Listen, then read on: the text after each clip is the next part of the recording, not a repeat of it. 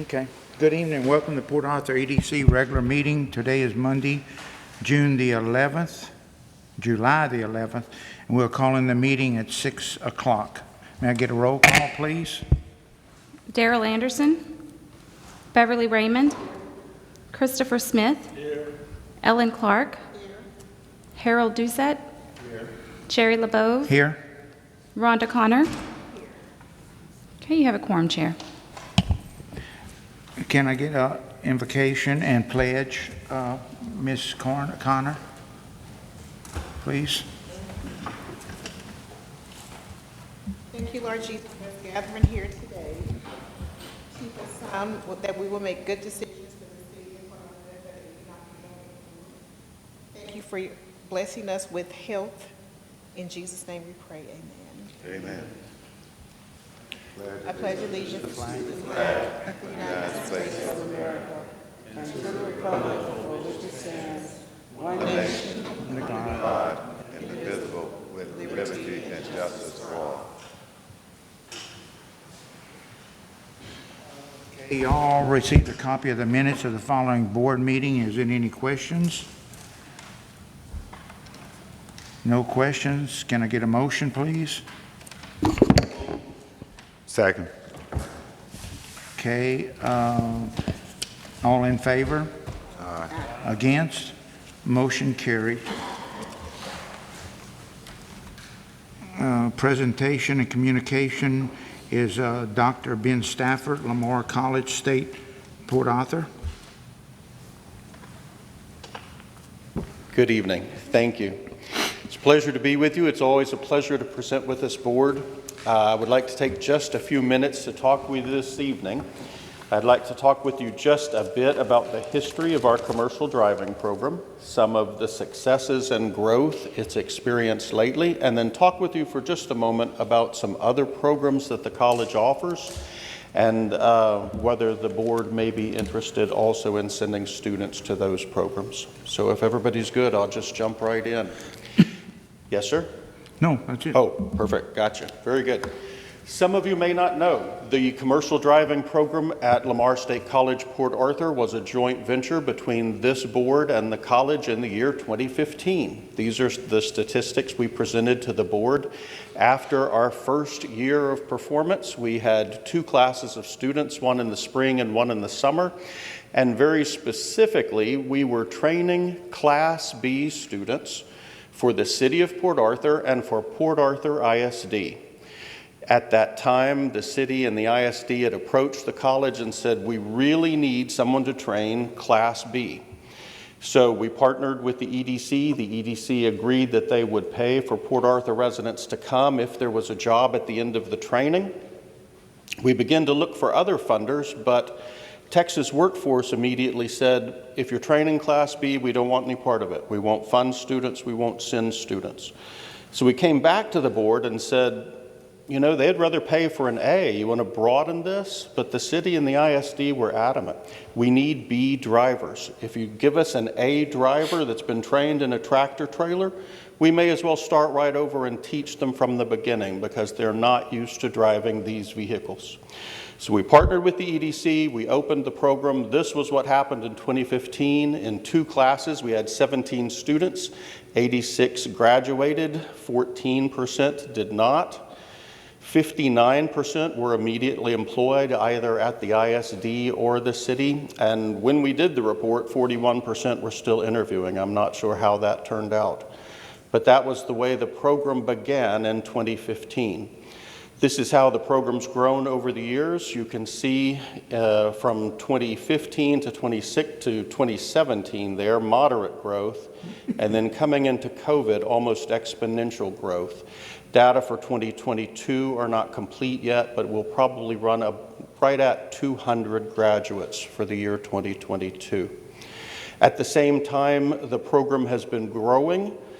These are the success rates for the program. In that first class you saw, it was about 86% were immediately employed. Typically the program is run from 68% to we closed last year at 75%. Now, usually when I present these statistics, we get a lot of people who say, now hold on a minute, man. You're saying for every 10 students I send you, 2.5 to 3 aren't going to come out. About 1 in 4, maybe worse. And that's the truth. But let me put this in context. The students who come to a 2-year college are very different than the students who come to a university. They're different in the ability they have to pay, and they're different in the resources they have to depend on. The vast majority of our students are eligible for Pell Grant funding, so they live at some level of poverty. The vast majority of our students have other issues going on in their lives, so there is frequently something to take their attention away from study, whereas the majority of students who go straight into university typically are not working, they have a family who's supporting it, they have a median income much higher. If you look at, to put this in context, this is the graduation rate of 2-year students as an average across the entire state of Texas. In 2019, 43%, in 2020, 46%, 2021, 51%. This is the average for 2-year college students across the state. If you look at Lamar Port Arthur, we've always led the state. 2019, 51%, in 2020 and 21, 54%. So we're always been significantly above state average. And what leads this statistic is the program we're talking about.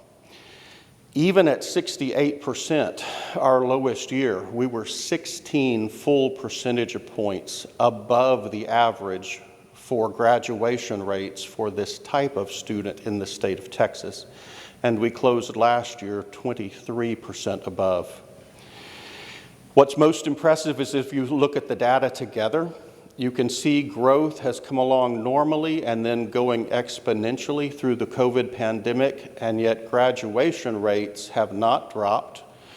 They've stayed very stable and, if anything, are on a slight rise, and that's very hard to accomplish. That's taken an enormous amount of control in our program efforts to keep graduation rate high as program enrollment has gone higher and higher.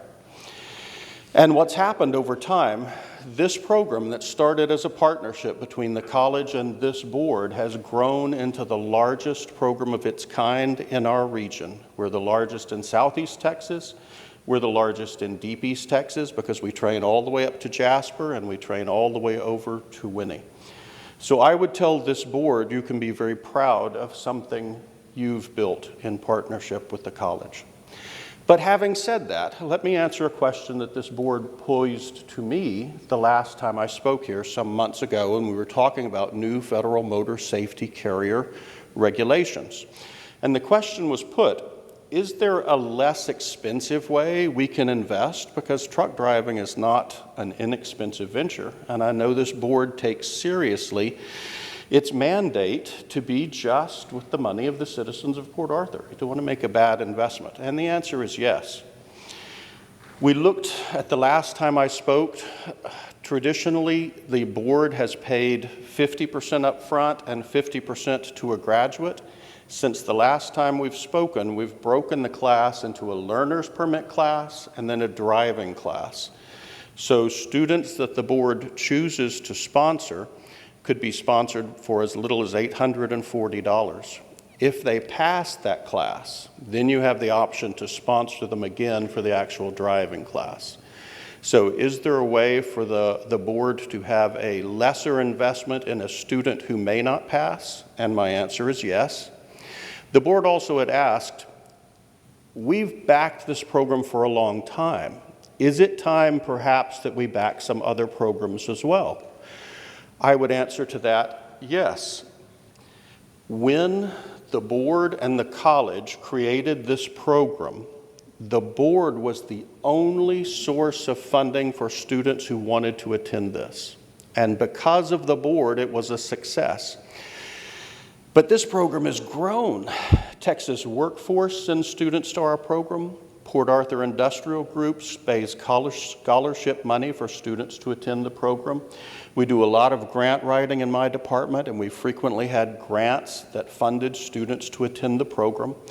There are now short-term government loans for students to attend the program, and the private market is much more invested in training drivers now that the need for drivers is so intense. I would tell you student loans and the private market will be the future of how this is funded. If you go back to about 2020, when the pandemic was kicking in and the need for drivers was even more intense than it is right now, there were a lot of private trucking companies that were saying, I'll give you this money up front, you go to school, you get your license, and then you drive for me at least a year. They've stopped doing that because the market for truckers is so expensive, the students weren't fulfilling their agreement to drive for a year. But what's happening now, there are many over-the-road companies that will tell a student, you get your license, I'll pay your student's debt in a year, quarterly. You drive for me, and by the end of the year, you're still driving for me, we'll pay your student debts up to $10,000. Now here, we only charge $4,500, but if you were to go to Houston, then the average price is $7,000 to $8,000 to come away with the same license.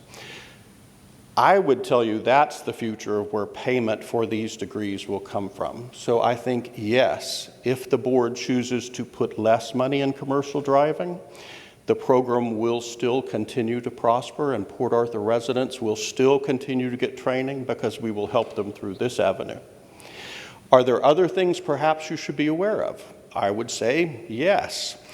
At the moment in the Golden Triangle, and again all the way up into Deep East Texas, we are suffering a desperate nursing shortage. We are 700 nursing positions short in Southeast and Deep East Texas. It has never been this bad in our cumulative lifetimes. It simply never has. To address that issue, the college routinely trains nurses. In my department, we train certified nurses aides, and we train certified clinical medical assistants.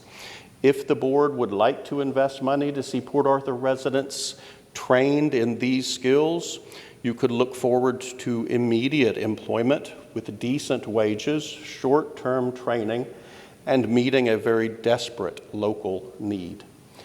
At the moment, I don't have a certified nurse's aide teacher, so I'm not teaching it right now, but we are doing certified clinical medical assistants, and as soon as I get an LVN to teach, we will start nursing aide again in this area. The difference between the two, nurse's aide is a 12-week course. Certified medical assistant is typically taught in 20 weeks, although we also teach it in a 10-week intensive format. A nurse's aide is specifically taught duties needed to assist a higher level nurse. A medical assistant is taught a bit more generic skills so they can work to support a nurse or to support front office or to support people doing testing such as phlebotomy. Nurses' aides typically start about $25,000. CCMAs typically start about $30,000. So we have both of these programs at the college. At the moment, not certified nurses' aide, but I will have it running again as soon as we find an instructor. So if the board would like to consider those programs, I would say they would be a good investment. The last thing I would leave you with, SIMPRA, if SIMPRA does in fact get notice to proceed by the fourth quarter of this year, and if the SIMPRA project does kick into gear, then we would be looking at a lot of different craft trainings. I know historically with this board, we've partnered in some scaffold building. There would be scaffold building, concrete, probably some welding. What was the other one I was thinking of? Scaffolding, concrete, well, scaffold building and concrete for sure. We will also be doing 5 different apprenticeships with SIMPRA once they kick in on higher level craft skills. So those are the questions the board put to me, and I wanted to come back to you with some answers now that I had good answers for you, and I would be delighted to answer any other questions the board would like to put forward. Question, you mentioned a learner's permit. Yes, sir. You know, I think the last time you made a presentation, you told us there was some pretty stringent stuff they need to go through to be able to make sure they can assimilate or ascend to the level of training that you will have for them to be successful coming out with a Class A or possibly Class B. How does the learning permit, or what kind of curriculum does the learning permit prepares them to actually make that leap into a Class A or a Class B? The learner's permit used to be about a week's worth of work, and we taught it part-time in about a month. It's become about 6 weeks worth of work. They do the written knowledge exams that they need to pass 3 to 5 tests, and they see on the truck and through video the elements of a pre-trip safety checkoff. So the biggest difference is historically there was a lot of knowledge learned in this class, but no foreknowledge of the trucks. Now there is knowledge learned in the class, and through walk around and video training, they get the beginning of the knowledge of how the truck functions. So that is how the class has changed. Does that answer your question? It does, thank you. Yes, sir. Yes, sir. Mr. Stafford, when you talk about the nursing, that's something that we've talked about here. Yes, sir. You know, and when we talk about creating jobs and provide training, I think that's the most important thing that we as a board and the corporation have to do. We have to select training that we know that when we train people, they will have job. It's like going to college. You know, a lot of people go to college, get a degree, but when they finish, they can't find a job working in that particular field. Well, I think our training, when we start investing money into training, it has to be the demand. Yes, sir. There. And in this area, whenever we want to send people to training, we have to just make sure that what we're going to invest in, that the chances of getting employed are good. And we were talking about nursing, and because that's something that we need to really, if we're going to put money in training, Yes, sir. we need to put money in training so that when the person finishes, I follow you. that chance of employment is great. That largely is the difference between the academic side of the college and the workforce side. On the academic side of the college, our professors will teach English always, history always, economics. They will simply always be taught. There'll always be an element of the basic degree, whether they lead to a job or not, because they're simply considered to be necessary base knowledge. On the workforce side of the college, we only teach courses that employers are asking us for graduates. In commercial driving, we started in 2015 and we've never stopped it. I simply can't turn out enough drivers to meet the need. And we are about to start a major partnership with Dollar General stores. We hope it will kick off in August. And I can talk more about that, but I know it would be getting off topic. Nursing is another thing. Like I say, we are 700 nurses short. The hospitals in this area, to give you an example of the need, historically spend about $250,000 perhaps a month on traveling nursing fees in addition to salary. Throughout the COVID pandemic, the hospitals in our area have spent $1.2 to $1.8 million per month on top of salary for visiting nurses. The system is about to fail. We can't turn out nurses quickly enough to meet the need. To give you an example of how we do not train if there's not the programs, historically, the board has funded training for scaffold builders, but they're not hiring scaffold builders, so we're not training scaffold builders. Historically, we've had a fairly large welding program, but the shipyards are not hiring, so we are not training welders right now. We only train what an employer wants from us in terms of an employee. So I understand your need to match a student to a rapid job, and that is what we strive to attain. Yes, sir. So, Mr. Stafford, Dr. Stafford, I should say, regarding the two different programs, the CNA and the CCA, I think it is? CCMA. CCMA. Right now, you're saying you do not have an instructor to teach any of those courses. I don't have the nurse to teach CNA. Okay. I do have a CCMA instructor, and we have a course starting this fall and another one in the spring. Okay, when do you think, I don't know what the board going to decide, but of course I'm interested more in the CNA because it's more in-home care. That seems like more of an office care as well as hospital care, dealing with records.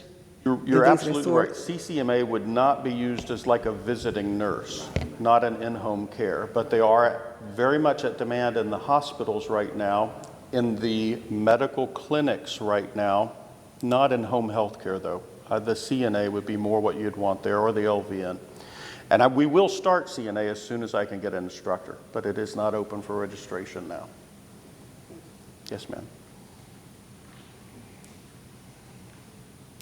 Any other questions? Thank you so much for letting me present to you. I really do appreciate it. I hope I was able to answer the questions from our last meeting, and I hope entice you to send some students perhaps into the medical field. Thank you.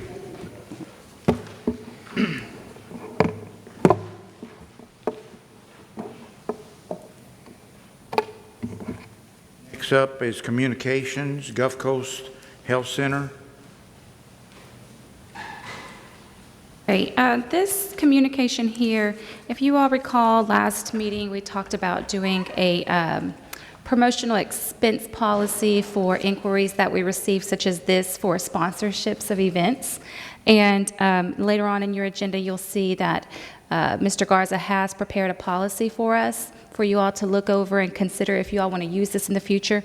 But in the meantime, because that policy is not in effect yet, we went ahead and sent them the letter that we had used in the past that was also mentioned to you guys. It kind of puts the responsibility on them to tell us how this would affect economic development for the city. So that is the last page in that handout that comes with their community health fair. Again, this is Gulf Coast Health Center. They are doing their 2022 annual community health fair in conjunction with the city of Port Arthur. So they are asking for our sponsorship for this, and I believe, I'm not sure if Frank had a chance to look it over, but I am not quite sure that this would fit under our economic development expenses. Frank, did you have a chance to look this one over? Yes, ma'am. It's really going to be a policy decision of the board. You know, a community health fair does have some economic development tied to it to some extent, but also, you know, looking at the presentation here, it really wasn't as clear as I would have preferred. But again, you know, the policy's not yet been adopted by the board, so the board still has a little flexibility if they wish to fund this.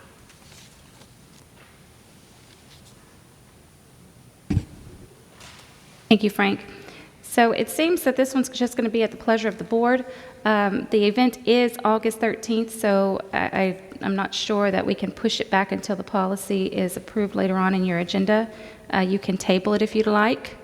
When is the health fair? August 13th.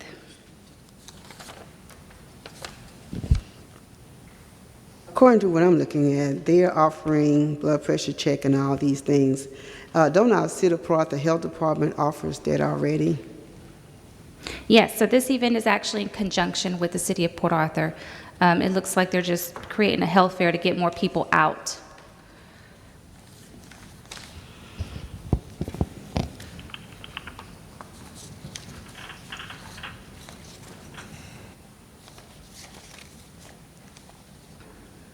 Type of sponsorship. I see this list, and this is what they asking. It says helping hand, any amount. And if you want a booth, what is $375? Those are the levels of sponsorship, correct? Correct. So we wouldn't need a booth. I believe it would be the Right. 200 and up, or any amount that the board would like to contribute if you do wish to contribute to this. That would go under Helping Hand? If you choose an amount other than the ones listed, yes.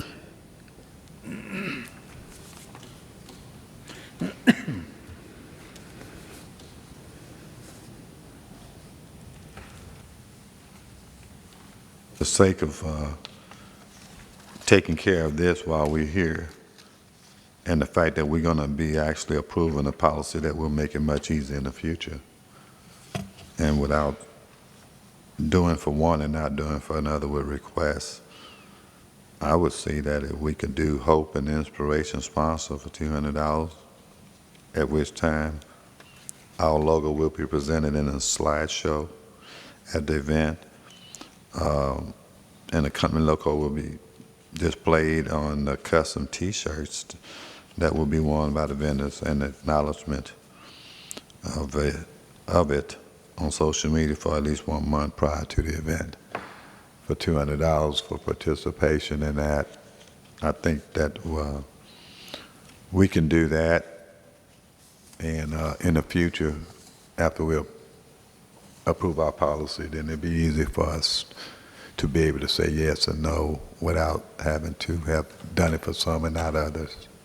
So I would recommend us do the $200 of sponsorship. Any other discussion?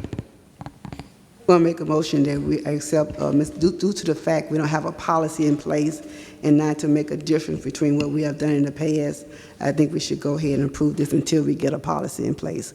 So I'll make a motion to go ahead and accept what Mr. Doucette presented, the $200. We have a motion. All in favor? Against? Motion carried. Reports? Development of Workforce, Renata, please. Good evening, Board. I'm going to start off this evening with the CDL program. Of course, Dr. Stafford just talked to you guys about everything that's going on. Myself and Crystal actually had the opportunity to sit down and actually visit with him a couple of weeks ago in regards to what he presented on tonight. In my report, you see some information. As stated last meeting, monies for our CDL program is at a halt right now. Monies will not be available until fiscal year 22-23. Students can start enrolling in September for October 1. Also, I have a quarterly printout that's actually in your packets, and in that quarterly printout, you will see the type of different CDL certifications that are being attended, or actually that are being taught right now. And out of the 28 out of the 33, I think 5 actually failed, but it still puts us at an 84% rating. So like Dr. Stafford said tonight, we are way above average. I think our CDL program is moving in the right direction. And pretty much this is the quarterly report that the actual board had asked for in the past. Moving on to our youth employment program, I will tell you all that the youth employment program is moving along extremely well. The interns have received their second paycheck, and a third paycheck will be distributed on Friday. They're always excited when it's payday. At our August meeting, I do plan to have a couple of our students speak on their experience, and a few of the employers to speak as well in regards to the interns that they actually took on this summer. Also, evaluation templates will be sent to all employers later this month so that they can evaluate their intern. That way I have feedback, and that way in the future, when historical data is asked to be presented, I actually have that information on file. As far as scholarship, next month, the scholarship recipients will also be recognized at our August meeting, and below is just a snapshot of our 5 scholarship recipients for 2022. Digital Workforce Academy, which is our NCC ER Pipefitter 1 certification. I've been in contact with Mr. White. He is eager to start another partnership with the EDC. And at this time, we're just strictly awaiting documentation to be executed. And once that documentation is executed, the next class will start. Of course, you guys have been talking about a CNA program. Well, I have spoken to the following entities in my report. Of course, Dr. Ben Stafford, the Vice President of Workforce and Continuing Education at Lamar State College, Port Arthur. I've also spoken with Connie Wiltz, the nurse practitioner for Complete Healthcare, as well as Mary Hammond, who is the Executive Director for the Workforce Solutions. And I have a breakdown, CNA versus CMA. CNA versus CCMA. Basically, as stated tonight, a CCMA is more in demand and will probably omit CNA after labor study is completed. And that's the information I actually got from Mary Hammond, who is over TWC. It was told to me by her that the CCMA has a stronger career path and it is in high demand. She also stated that the CNA, not that it's not in high demand, it's just that the CCMA makes a better paying wage. TWC is in the process of completing a labor study regarding target occupations for the Port Arthur area. So once that information is presented to me, I will have that available to the board. And she did say the study will be available in 2 weeks, so I'm just waiting for her to send that over to me. And TWC will share the information with the EDC via email, which she'll email it to me. So that concludes my report. Do you guys have any questions for me?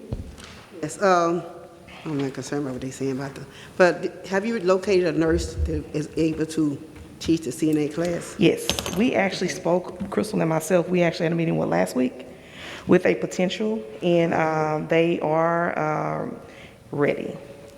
She sounded pretty strong. So we do have someone in mind. Yes, ma'am. When you get, oh, I'm sorry, go ahead. Sure. We have a demand for LVNs in this area. Have we ever looked at possibly funding some of that program? No, ma'am. Is it possible for us to start looking into that? Right now, we do have the scholarships that Renata spoke about. One of the career paths for the scholarships is for the LVN career path through Lamar State College. But other than that, we have not gotten into an actual workforce training agreement like we have with the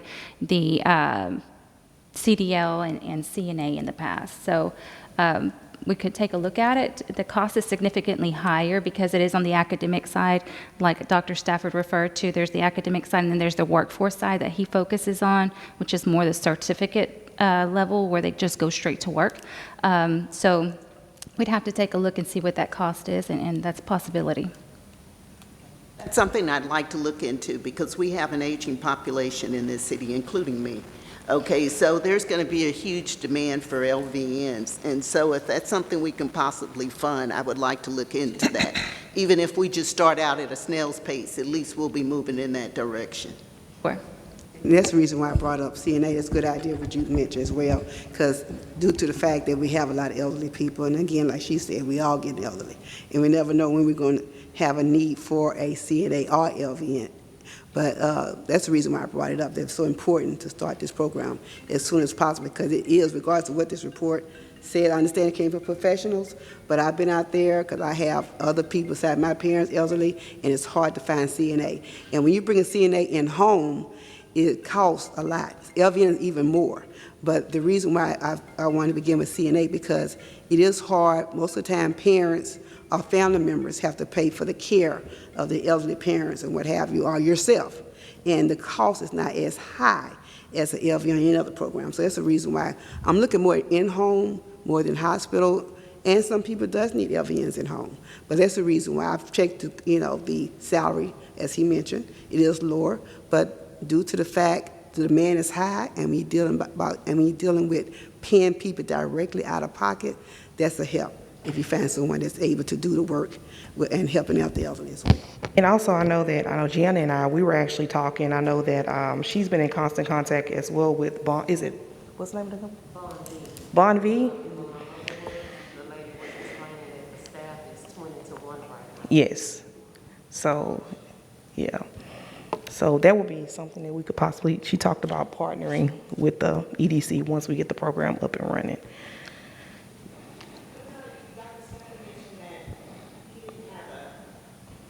Have a LVN to help teach the the Certified Yeah. Nurses Aid program. Well, I wonder who's teaching for the Certified Medical Assistant? I'm not sure. In the You would past, think it would be a nurse. yeah. So my understanding is he has a certified clinical medical assistant teaching that program for the CCMA, which is already happening. But for the CNA program, he would actually have to have a certified nurse assistant. So he couldn't use the other instructor for CCMA. He would need to hire a CNA if that's the route we would like to take. Right, if we choose that arena. With Ms. Gerardo talking about, if she have a nurse in place ready to start the program, that's the way I'm only one board member, that's the way I would like to go. That concludes my report. Next is financial. Rachel, please. Thank you, Renata. You're welcome.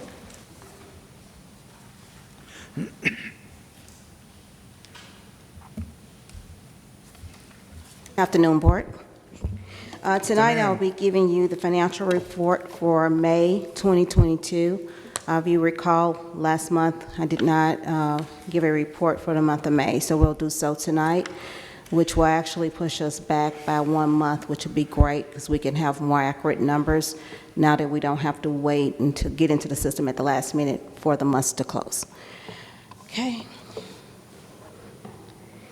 Our projected revenue for fiscal year 2022 was $6,056,667,000.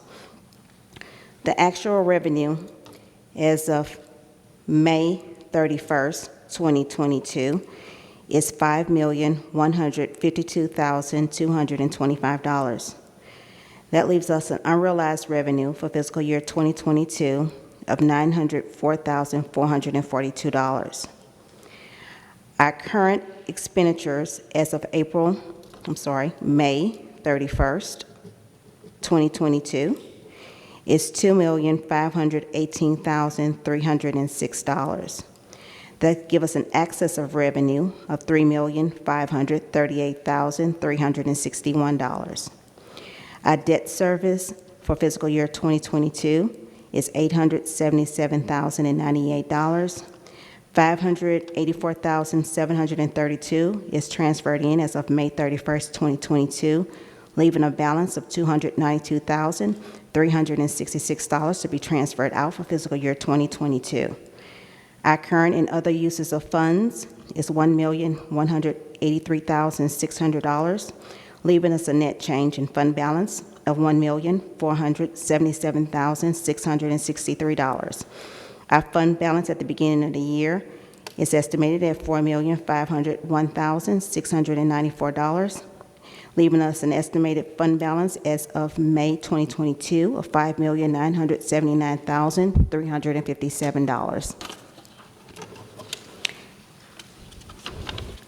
The sales tax for this month of May, was $2,177,811.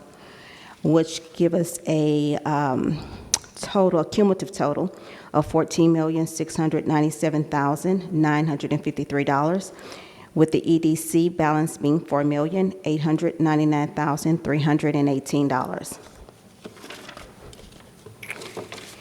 The backup or support for the report is listed behind your first page.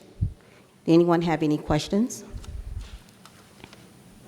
Thank you very much. That concludes my report for tonight. Thank you, Rachel. Next, Jana, please. Community and business. Good evening, Board. I tried to break out the report this month a little differently, starting out with rent collections. So you can see that from Lamar, we have collected $89,192 through June, and they have been invoiced the $11,149 that's due for July. For the EOC, a total of $58,392 has been transferred from the city to the EDC for the EOC's payment of rent. However, they have not yet posted the payments for the months of May and June. Rachel did explain to me that they post journal entry transactions towards the end of the month. So she and I have been discussing watching to make sure that we get the funds for May, June, and July as the accounting department begins to catch up. We don't have any project expenditures numbers, updates from the city at this time. With regards to construction progress, the items that I listed here have the large light fixture in the atrium that has been hung. It was completed this morning. The wood trim for the monument stairs, that's underway. The minor electrical is complete. And Schindler Elevator, we're just waiting on the inspection. Hernandez Furniture has completed the furniture installation. I do have one area of concern as far as ADA clearance and compliance, but I'm working with them on that matter tomorrow morning. Generator maintenance, that contract is on the agenda for approval tonight, and that technician will be on site on Wednesday. The punch walk, which is the final walk with the architect, the contractor, John Cantanella, the engineer from the city, and myself, will happen on Friday, as well as DataVox is scheduled to be complete with all audiovisual, all equipment throughout the entire building on Friday as well. Speaking of the EOC, they are utilizing their space. The phone lines have all been installed. They did request 25 phone lines during the peak of hurricane season, so that's all being completed. They do have a designated office there for the higher city officials. They all have their own dedicated phone lines. They have declined at this time to have those phone lines roll over to the police department or fire department, and what they're going to do is physically transfer those phones to their cell phones, their city cells, in the event of an emergency. Once they work out who's going to actually be in that space, then they'll work on their phone tree. But that's something we can't provide for them. They have to decide how they want that to work. So in the meantime, they'll just transfer their phones to their city cells. Training on all systems will begin the week of July 18th, starting with the security of the building. I do have an emergency plan for the building. We did have trouble with locksmiths and things like that, but we finally have all of that cleared. I am going to present the emergency plan, but I'd like to decline to do so until the emergency operations team figures out what they're going to be doing, because I need to delineate access and how all of that stuff will happen in the event of a disaster. So my hope is to have that to you at the next meeting. As far as leasing activity, there is not another square inch of space in that building that can be leased. Even the 2 phone booths areas that were just like private meeting spaces have been leased as well. I did provide you guys with an updated pro forma so that you can see that the adopted base rent that the board adopted of $1.35, we're actually trending higher than that. And we're getting more than what we would have gotten had we just rented the dedicated desk. The square footage is actually working out. I know that revenue is real important to the board, so we are actually getting in excess of the $1.35 when you look at how things are averaging out. A lot of them are, well, all of them are small businesses. Some of them are established, some of them are newer. And you can see that the projected revenue from just these leases, along with Lamar and the EOC, is $26,238 per month, or almost $315,000 per year, and that does not include the CAM. That is just the base rent. So that money belongs to the EDC. And what you'll get each month after that is a form just like this pro forma showing you what we actually collected and what those actual expenditures were, so that they'll coincide with Rachel's financial report, just so we can see what the building is doing by itself. There is an interested party in the restaurant space, and I know it's on the agenda for us to discuss in executive session tonight, those terms. We have worked with the purchasing department to be sure that we're complying with all the purchasing requirements with regards to leasing the restaurant space. The walk-in cooler freezer for that space is supposed to be delivered in 2 weeks. Other than that, all of the kitchen equipment has been delivered and it has been installed. With regards to the lab and the co-working and collective, I have been meeting with artists. I have been meeting with local entrepreneurs. I invite everybody out for 15-minute private tours just due to the COVID numbers. I take them on a tour of the space, show them all the amenities. And so far, all of the 16 that I've given private tours are interested and say they want co-working memberships. But in total, I have about 46 people that are ready to go August 1st. And so that's why I'm really pressing CTEX to be out of the way a week prior. Still working on branding and marketing for both the lab and the press building in conjunction with Renata. Working on the restaurant space, of course, the grand opening, and still working with the credit union. There's a lot of insurance documentation that has to be taken care of, and so I got that documentation today, and we have to provide some information to them. Lamar's getting ready to start a new semester. We did have one issue with a piece of kitchen equipment, however, it was covered under warranty. We did have, when the floods, the sewage did back up into the kitchen. We didn't have any standing water, so we were able to get that remediated and disinfected the day after. And so it's all taken care of, and they're pleased. Does anybody have any questions for me? Ms. Jana, Yes, sir. back to payments. You see, the payments for the month of May and June was not posted. July should be posted at the end of the month along with those payments. Why? Accounting department is behind.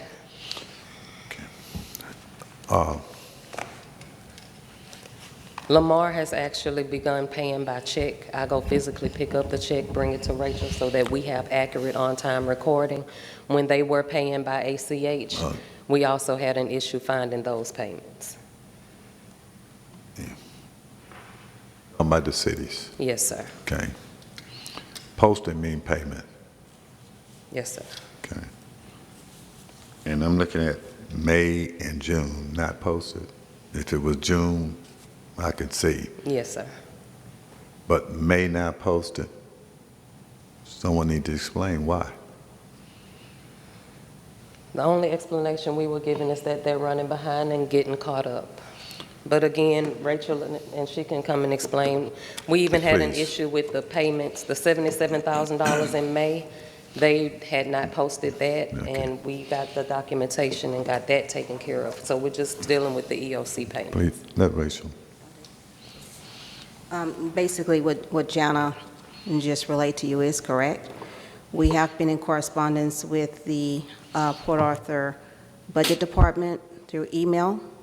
I am checking that account daily. Right now, it's still not posted. I do know that they did have a couple of people who left in the department, and I think they're dividing those jobs in between the two people in the budget department. I'm not quite sure how they're doing that. So we know that Lamar has made payments, so they're on time. It's just that we're waiting for them to catch up and post. I guess what I'm saying is, Crystal, did you know that? Were you aware of that? Yes. Okay.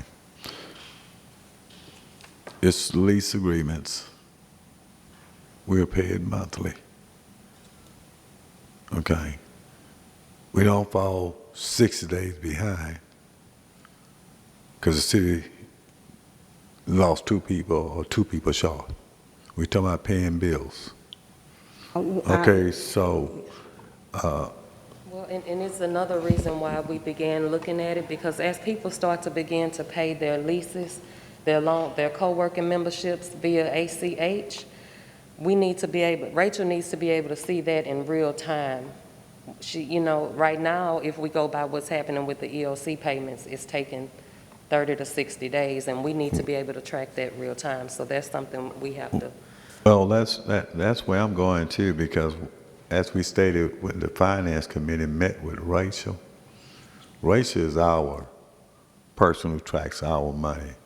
When she reports to us and gives us a financial report, or somebody gives us a financial report, it's supposed to be a state of our money. So if somebody owed us and didn't pay, we should be told this person has not paid. Okay, so okay, what is the reason for it? Okay, well, the next month or sometime prior, we should have 2 postings. Okay, but if I'm listening here correctly, this is when they pay in July, that'd be 3 months behind. Correct, and you'll Okay. see that revenue at the time that it posts. So until it posts to the general ledger, I don't report it. So, but we do know that Lamar made their payment on time, so that is actually documented here on our side, that they are, yes, and we really did have a little issue trying to locate those deposits. Not on our side. Not on our side, we stay. Lamar paid $77,000 and some change on either May 5th or May 7th, and they were unable to locate those payments until I went to Lamar physically and got the ACH receipt, and they said they see it, but they still haven't posted it. Okay, you know, like I said, that's fine. We know things happen at various times. But 3 months to post a payment that's supposed to be posted, if I read or if I heard correct, their payment they make by posting it to our account. Okay? So if we gotta wait 3 months to see it, then that's not a problem, because we could get with the director and have the director to get with the city manager, and they could do like everybody else, pay by a check. But we're not going to wait around 3 months to figure out if you all paid us or not. Because what is that payment? 11? The EOC is $11,049. Okay, 11,003. You know, after 2 months, that's 22,000. If I leave it in the bank, you know, I can get interest on that. That's a bill. So what I'm saying, we need to know about payments.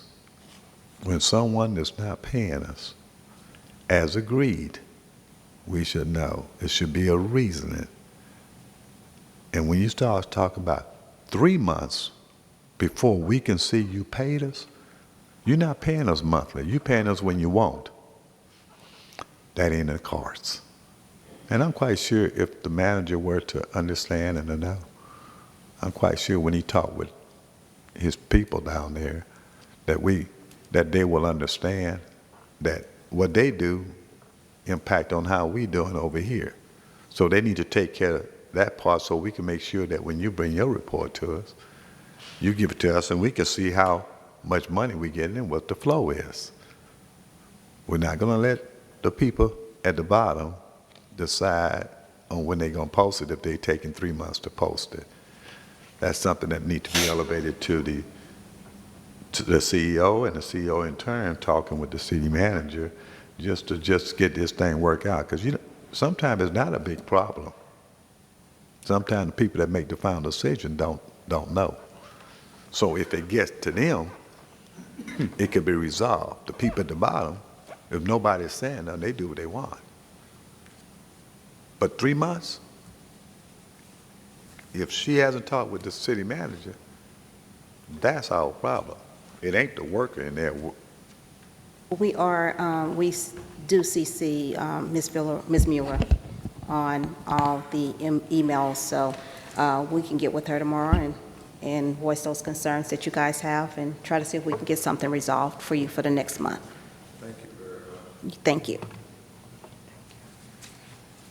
And I had one, this is yours. It is. Okay, I was just looking over one little thing. At the bottom on premiums, Lamar janitorial service is $1,093. We pay that? No, they pay that. Okay. So at the top part of the spreadsheet, that's just base rent. At the Okay. bottom, that's your common area maintenance. Good, good. But it's all revenue. Okay. Any other questions? I had one question.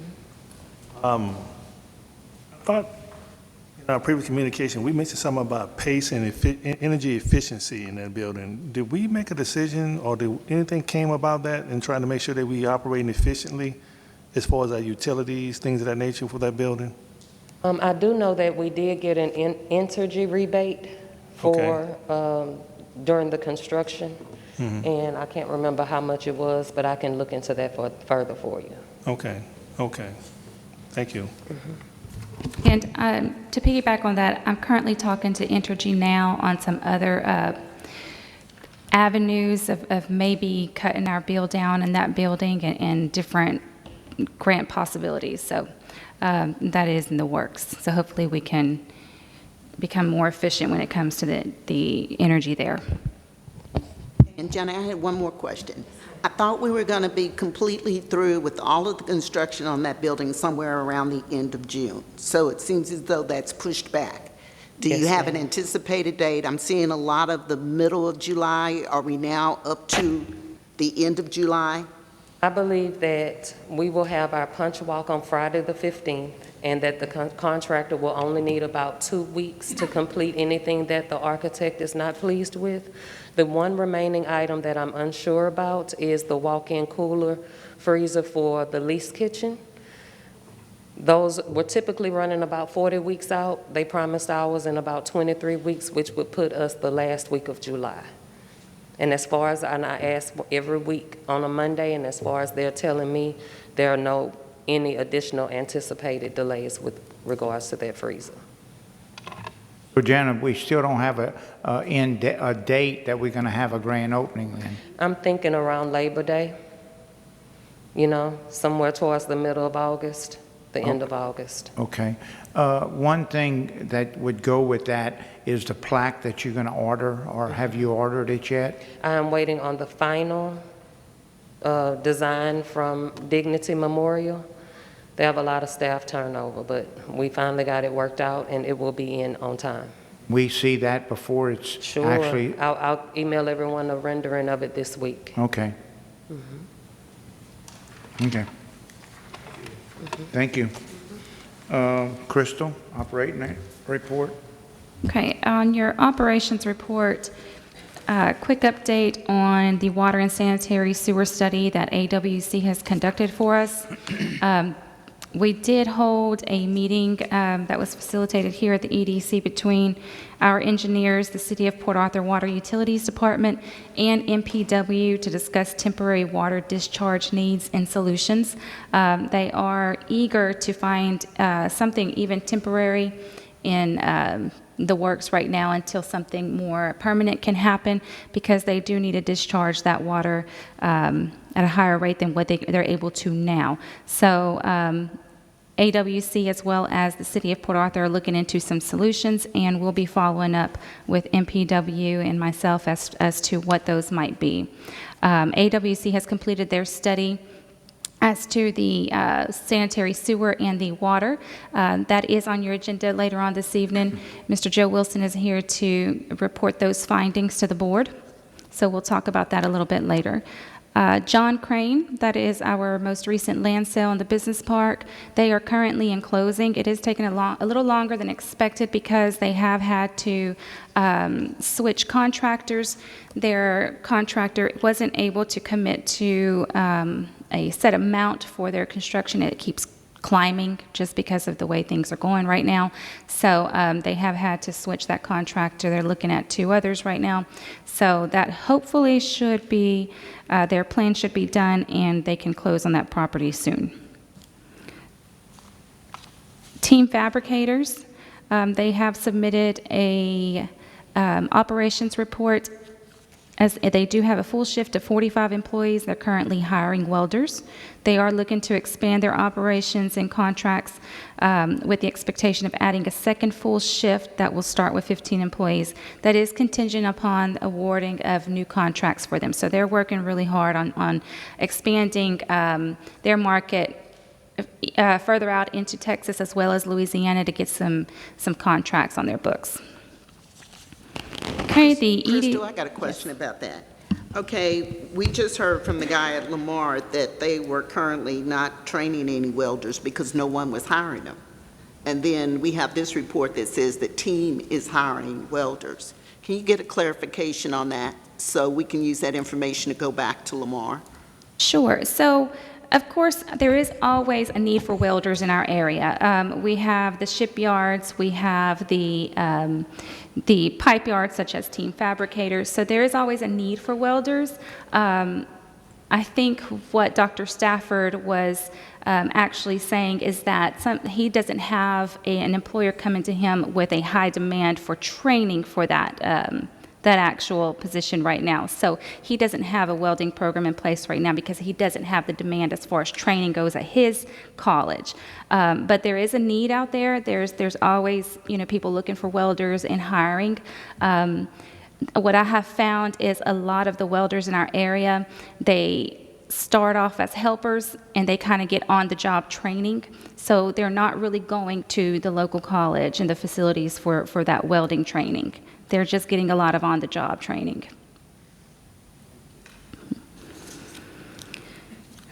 Okay, the facility maintenance personnel, the position was posted, 41 applications were received. We participated in the city's job fair for their current open positions for this particular position, so we did have a good turnout from that job fair. Interviews are currently being scheduled for that particular position, and hopefully by next meeting you all will have somebody in place for that position. Who is conducting the interviews? It will be myself. Y'all schedule them also? Yes. Thank you. And that concludes the operation report. Are there any questions?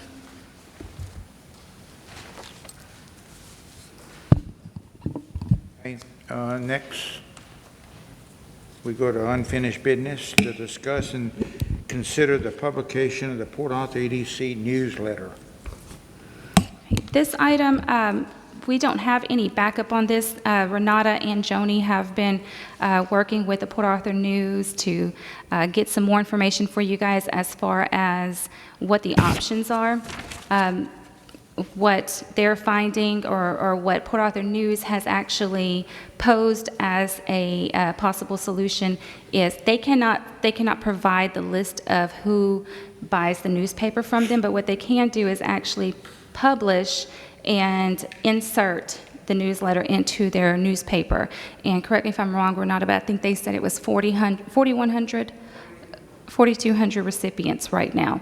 So that may be, a more feasible option than printing out the normal 17,000 that we usually print out for everyone. And that way, everyone who receives a paper is covered. And that can kind of cover some of the population that you all were concerned about, and we can still do the electronic version. So if y'all have any thoughts on that option, please let us know. What's the cost on that, Renata? Is it expensive?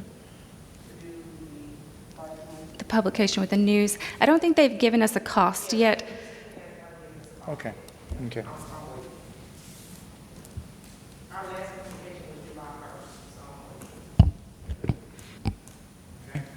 I think that's a start. So, once we get the cost of how much it's going to be, we can look at, I think that's a start, including in the Port Arthur News, who all subscribe. I don't subscribe to it, but anyways, those who do, that'd be a good start. Anything else? Okay. The consent agenda, discuss and consider engaging the services of Arsenault, Wilson & Co. for the replat of the Spur 93 Business Park. Okay, this item, we don't have any backup on this. Renata and Joni have been working with the Port Arthur News to get some more information for you guys as far as what the options are. What I have found is a lot of the welders in our area, they kind of get on-the-job training for that welding training. So they're not really going to the local college and the facilities for that welding training. They're just getting a lot of on-the-job training. So Yes, sir.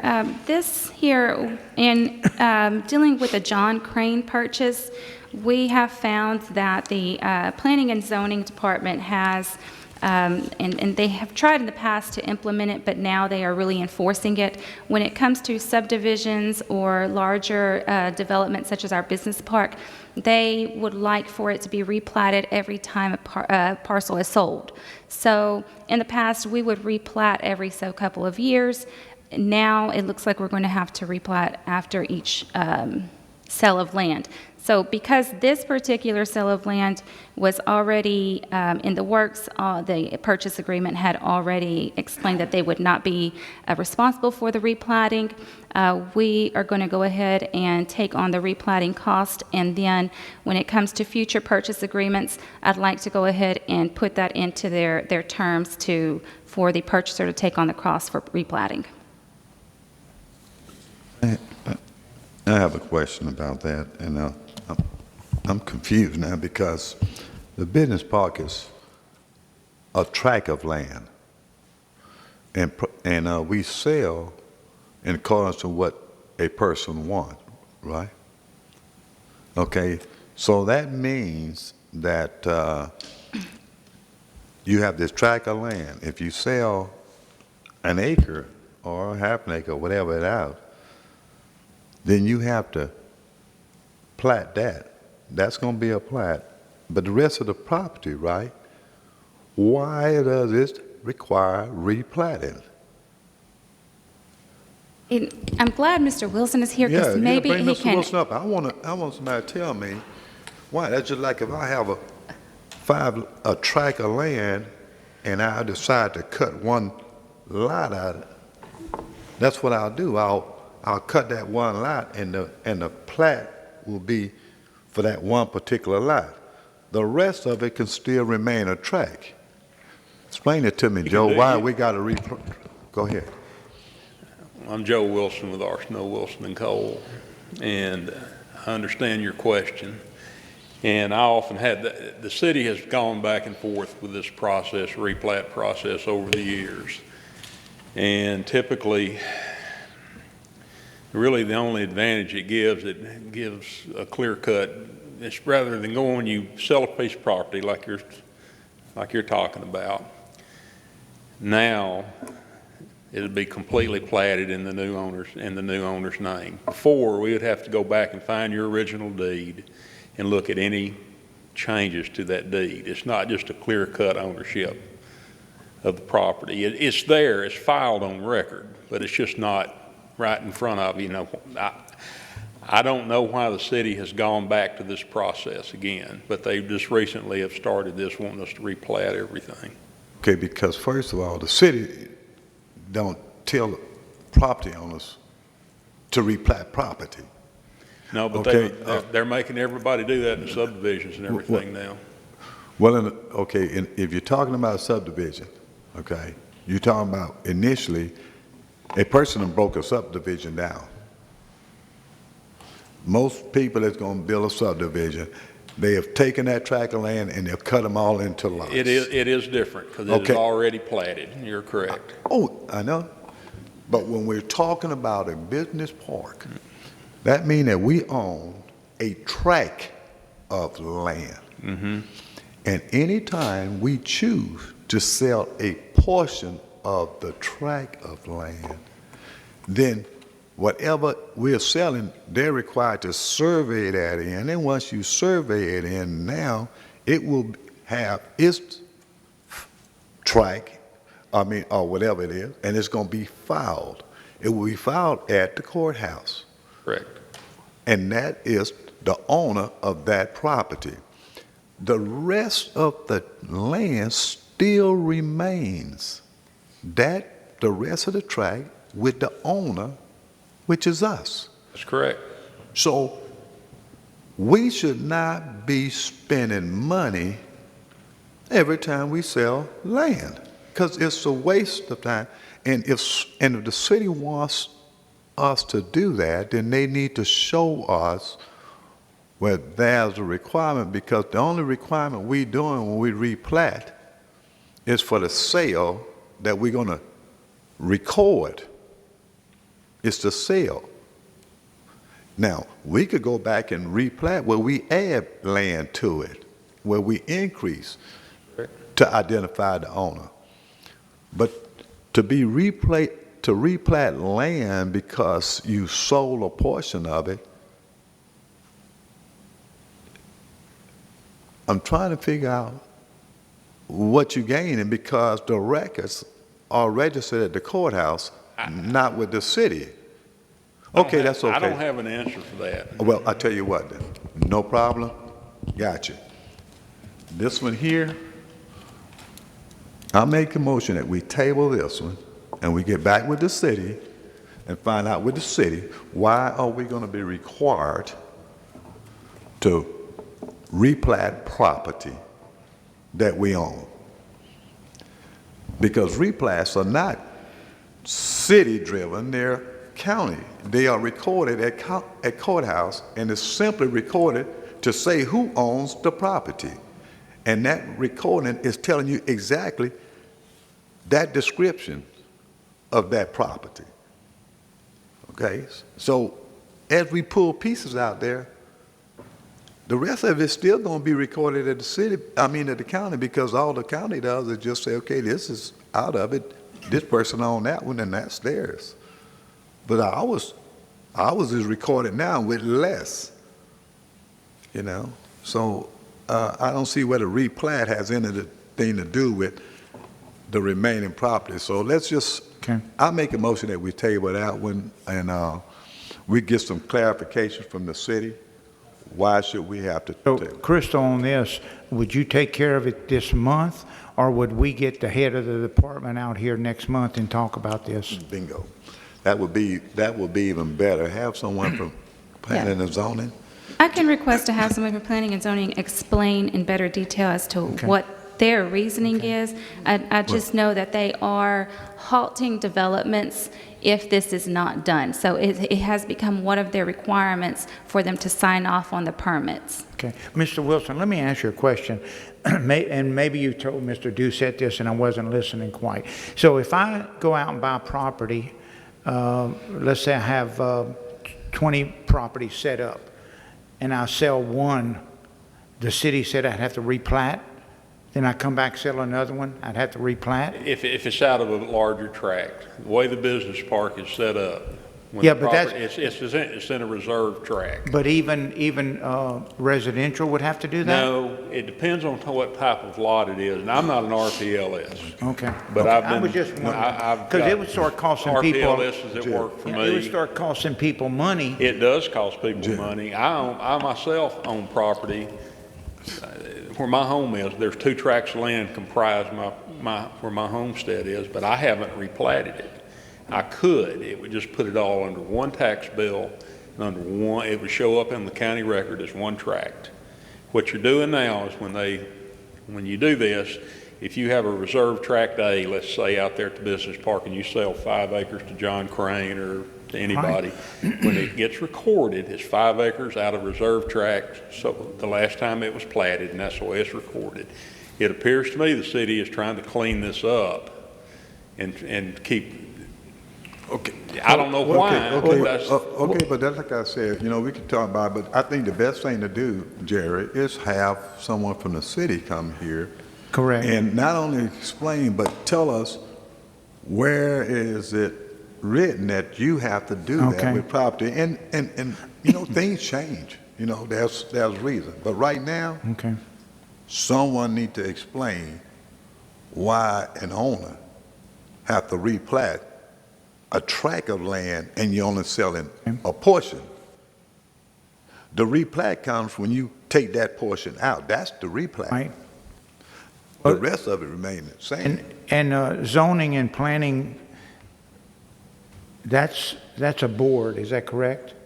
That's not the city though, is it? Planning and zoning is a department of the city that deals with the planning and zoning within the city. So if we get a planning and zoning person here, they should tell us why. Would they know, or would we have to get a city manager with them to make sure it happens? Planning and zoning would suffice because the regulation is coming from their department. Okay. The city manager probably wouldn't know the exact answer.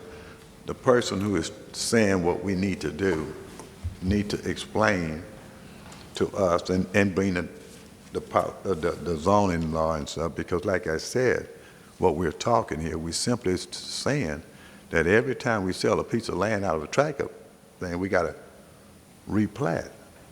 So I just want to know why and tell if it's something that makes their job easier, or they could keep up with something, that's fine. But we don't need to be paying this money just to make your job easier. What does it say is about replat? Replats are governed. Is this, I second Commissioners Doucette hold and have someone from planning and zoning to come and explain this in more detail. is this going to stop us on the sale of this? A crane? Planning it, after talking with them, they have agreed to go ahead and let it go, with the understanding that on this case, the EDC would take on the cost for the replatting.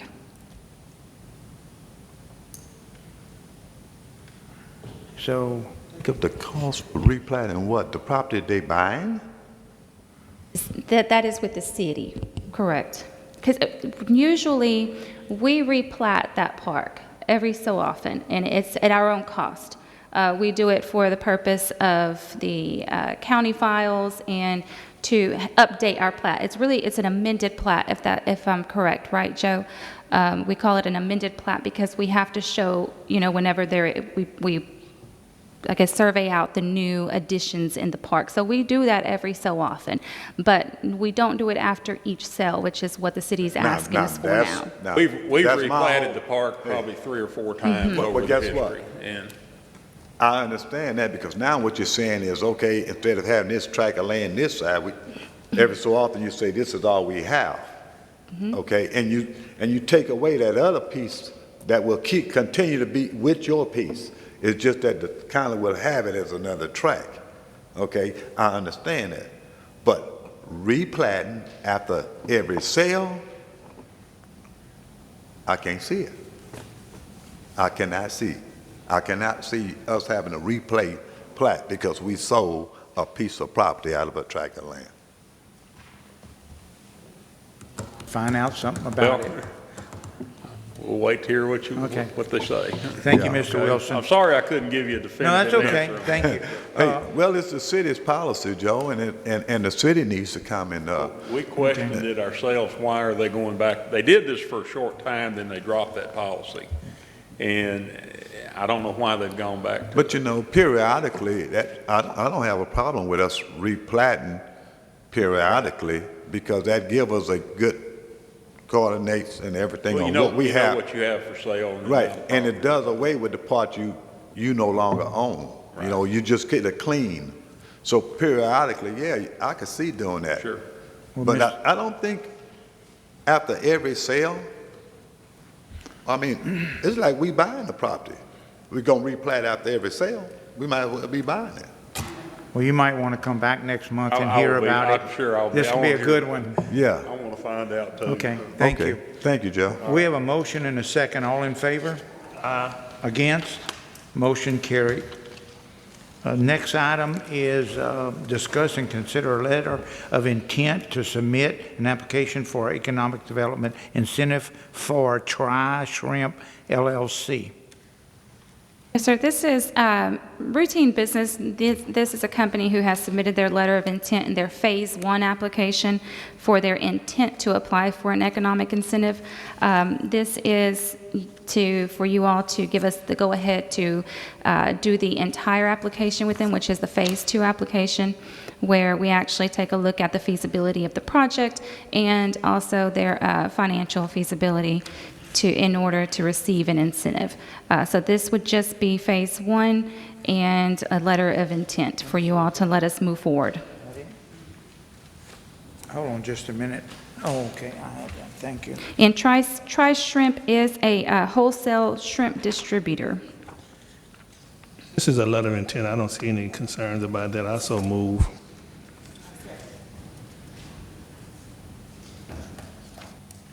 Got a motion and second. All in favor? Against? Motion carried. Oh, the next one, non-consent. Discuss and consider the Spur 93 Business Park Water Sewer. Oh, that's Wilson again. By Mr. Wilson. Better job of explaining this than I could the replat. We were asked to take a look at the MPW facility out at the Spur 93 Business Park, and Derek Graffinino and Calvin Prosen, two of my engineers, worked on this, but unfortunately Derek's out with COVID in his family, and Calvin already had a vacation scheduled this week, so I tell everybody he's stuck with the B team today, but I'll do my best to explain this. MPW is an industrial water facility. I'm sure you all know. They currently are running about 250 gallons per minute through that facility. They've been experiencing some problems with sewage backing up, the sanitary sewer. And we were going to take a look at the sanitary sewer, the water system delivery, and the lift station out at the business park, which we did. And I'll just start just kind of the order Calvin had it here in his report. The water system, what we found is adequate right now at the business park for what the needs are being met. The biggest concerns MPW had were the pressures, and currently our residual pressure is running between 40 and 45 PSI, which is extremely good for the city. They're wanting to operate up at a much higher pressure plane of about 60 to 70 PSI, and you're not going to get that off the city. That's just not feasible. So they're aware of it, that they can't achieve those kind of pressures. The quantity of water is available. It's still good at the park. You don't have any more large users at the park right now like MPW. They run a phenomenal amount they use more water at that one facility than the whole park combined. And so they're a big customer right now for water usage. So the water system, for the basis of what I'm saying here, it's going to be okay for a little while, but we need to keep an eye on it. If you get another big user out there or something like that, you could start pulling the water system down, but I don't see that happening anytime in the near future. He goes on and talks about fire protection, that we are maintaining adequate fire protection in the park right now. Don't see any issues with the fire protection systems. Water system sanitary sewer analysis results. And Calvin says it's back onto the water. He's saying we're maintaining 50 to 55, but at the time we've looked at it, it's been lowered about 45 PSI on the water system. So 50 to 55 is very high. The sanitary sewer is the biggest problem they're having out there. When they discharge into the city system, they are overflowing the system, basically. We were out there while they were discharging, and they were running, I think, about 250 GPM, gallon per minute discharge. Now, that's off their calibration. I don't have any other. They have an electronic flow meter that says that's what they're discharging. Those things are usually fairly accurate. We went down the row and opened every manhole up and looked at it, and it's, when you go through hydraulics and engineering, and everything fit just what we expected to see. Went to the discharge point, and there was no water in the manhole. 8-inch pipe is just flowing full, but as the further you got back to their facility, the manhole started filling up. It's simply just too much water for that sewer line. When that facility was built, and I did the design for that facility for MPW when it was done. And they told us their flow rates were going to be at 150 max, 150 GPM, which an 8-inch sewer line is more than adequate to handle that. They're operating about 3 times that right now.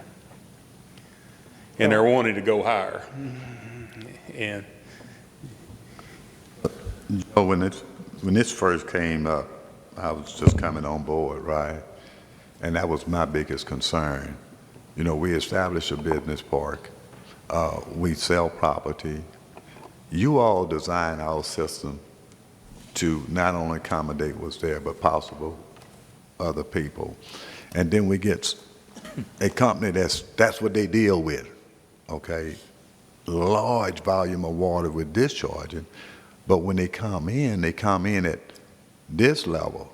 Now they want to take the company up to the next level, which puts a big strain on our system that would take what we have plus others with normal use.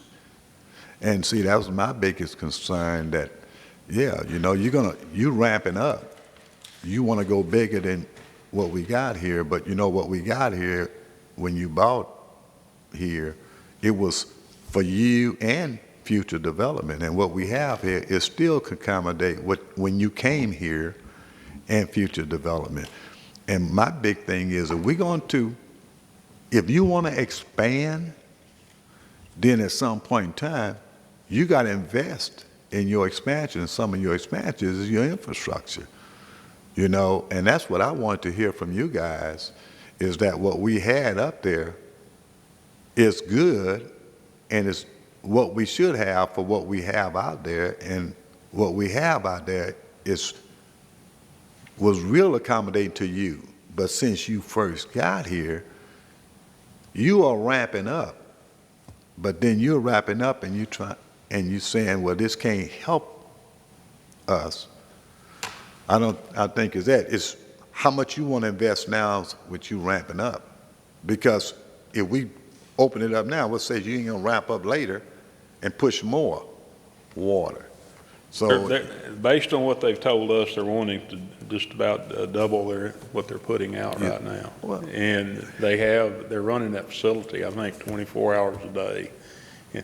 And they're limited right now of what they can do. I don't know exactly, you know, they custom filter water for industry. I do not know why they use so much water. I don't know their processes. But in order for them to do that, there will have to be some changes made out there. you know, my biggest concern, I'm glad you brought this report, because I've been waiting for it. Because, you know, when I first saw it, you know, I'm like, you know, but I know what MPW does from the time it first went into it. But I can understand now why we had this done, because what they initially doing, they have been expanded and they'll want to grow. But what we have there is enough for what we have in the business park, and anybody else we would have put in the business park using normal rod and stuff. I don't disagree. You know, so I'm glad we got the report, because at the end of the day, you know, being tenants is one thing, and being the landlord, you know, is something that we need to take a look at now. But that report basically says what we have for our business park, and when they first came in, was sufficient. Well, it was, and the only two customers on that sewer system right now are Standard Alloys, actually drains into that same system. And they ain't pushing nothing. But they don't use a lot of water. Yeah, that's what I'm saying. They ain't pushing nothing. And MPW, and that's all that's on there. So right now, any additional users you put on there is going to it's going to be more than that system can handle. Yeah. Well, the way you're talking now, even if we had MPW on his own system, they would still have to increase their well, that's one of the recommendations we had in here. Probably the easiest way to accommodate them would be to come in and lay a parallel sewer line, see that, a larger diameter line, which would accommodate pretty much their use.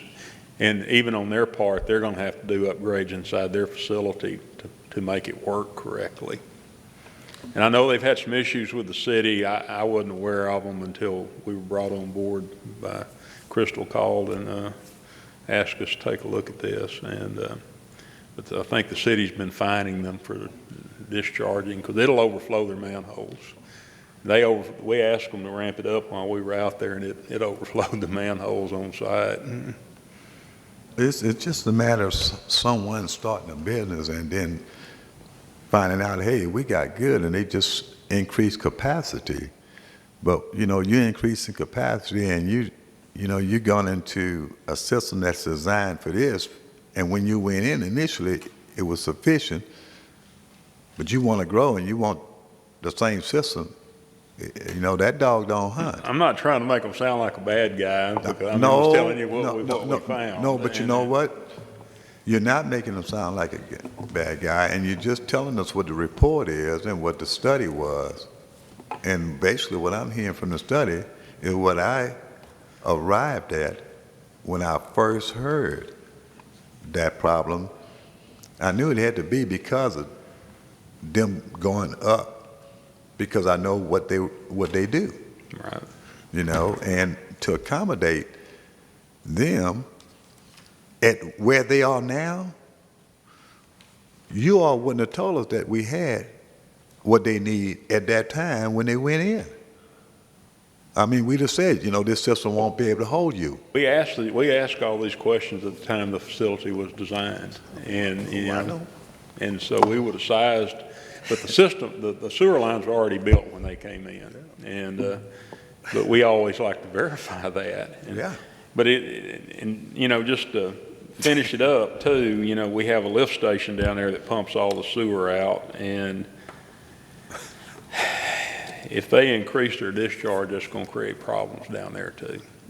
And the lift station the park was built in 99, I think, 98 or 99. And when the lift station was initially put in, it was sized just for 1 or 2 users, which is appropriate. You would not build the full lift station for the fully developed 300-acre park. It's just not feasible.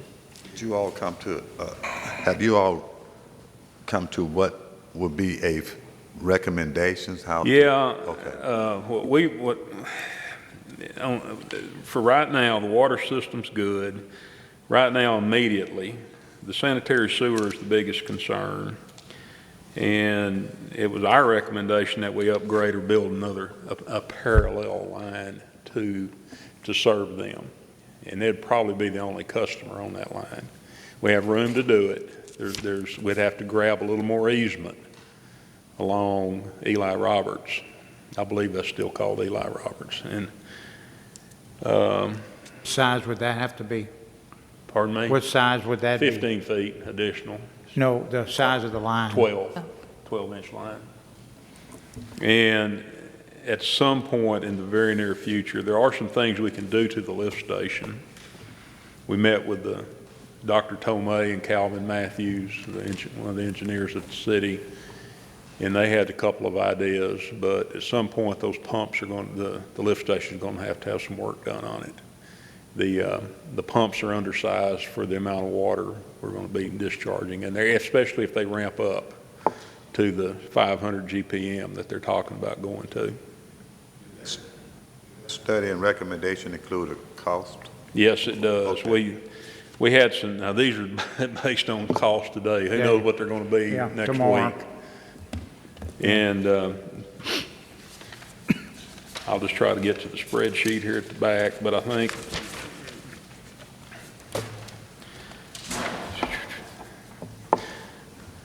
okay, the sanitary sewer system, lift station, and the whole ball of wax is about $800,000. That's what that's what we estimate. Now, To do the sewer line would be about, I think it was estimated like $379,000 for the cost on sewer. the city maintains the lift stations, correct?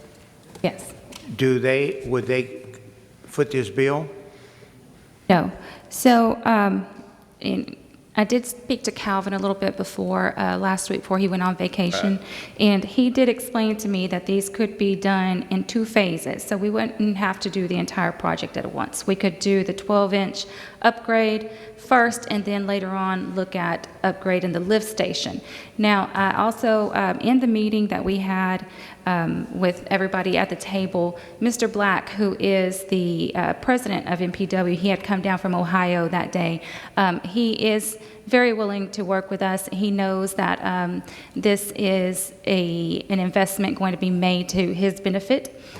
So now that we have numbers and solutions, it's just a matter of talking about a possible, incentive to reimburse based on, different things, whether it's employment. We'll have to look at that. So now, moving forward, it's sitting down with MPW and starting to discuss what their investment is going to be and what ours will be.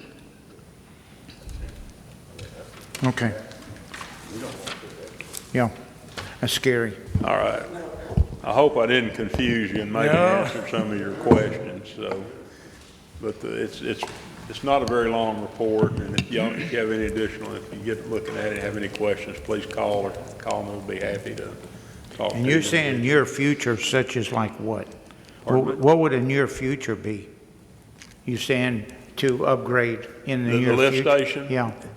When? I don't know how soon they're going to want to ramp up, but what happens when you have the conveyance to get the water to the lift station, once we go from a 12, we're going to be going to another 12, and the pipe just gets bigger.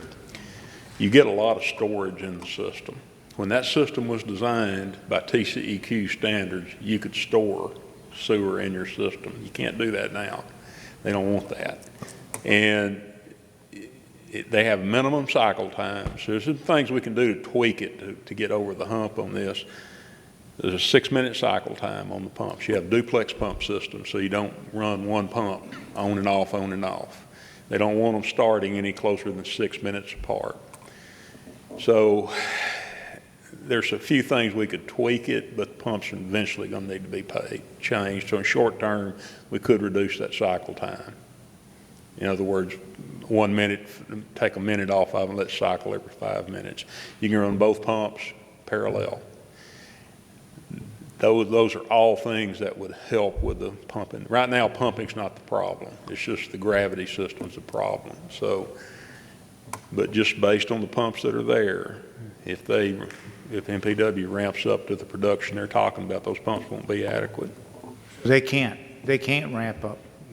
Not as much as they want to. Until it's we can get them up to a 300. And that's it. Probably about it. Okay. And they can't do that now. So. I mean, it's all in the air. Before we go there, I think the first thing that needs to be done is what I talked about when I first heard about this. Crystal said they understand that they need to work. Well, they need to get that resolved and bring it to us. When we know what they're talking about, then we could have a better idea on whether we can do it then or we could do a portion of it. But right now, it doesn't say nothing. He's saying we're going to know what are you going to do it, because this is something you're doing with expanding and stuff. So what are you willing to do? If he say 50-50, we need to know. If you say it's 75, we do 75% of it. We act for y'all. We just have to have something that we can actually grasp so that we can actually make a decision. Right. Because it's not ours. You mentioned sewer, sanitation, things, and the amount of gallons they're pushing right now. Is that going to cause any other problems with any of the other tenants? It shouldn't. Right now, the system, the way it's working right now, everybody else out there feeds into this main. The main sewer line runs down Jade Avenue. Mm-hmm. And the lift station's right at Jade, right at what used to be the limits of the park, but it's right for the Jade Avenue lift station. The Jade Avenue Business Park starts in the old Spur 93 Park. That's what we're talking about. I don't think anybody else is going to experience any problems with it immediately. If that's what, did I hear you right in your question? Yeah, I can't hear very well. I took my hearing aids out because the acoustics are terrible in this building for hearing aids, and so if I don't answer your question correctly, just look at me so you didn't answer my question. Are you okay? You on track? But it shouldn't create any big problems. Now, if they get to the point that they're overwhelming the pumps at the lift station, which they're not right now, mm-hmm.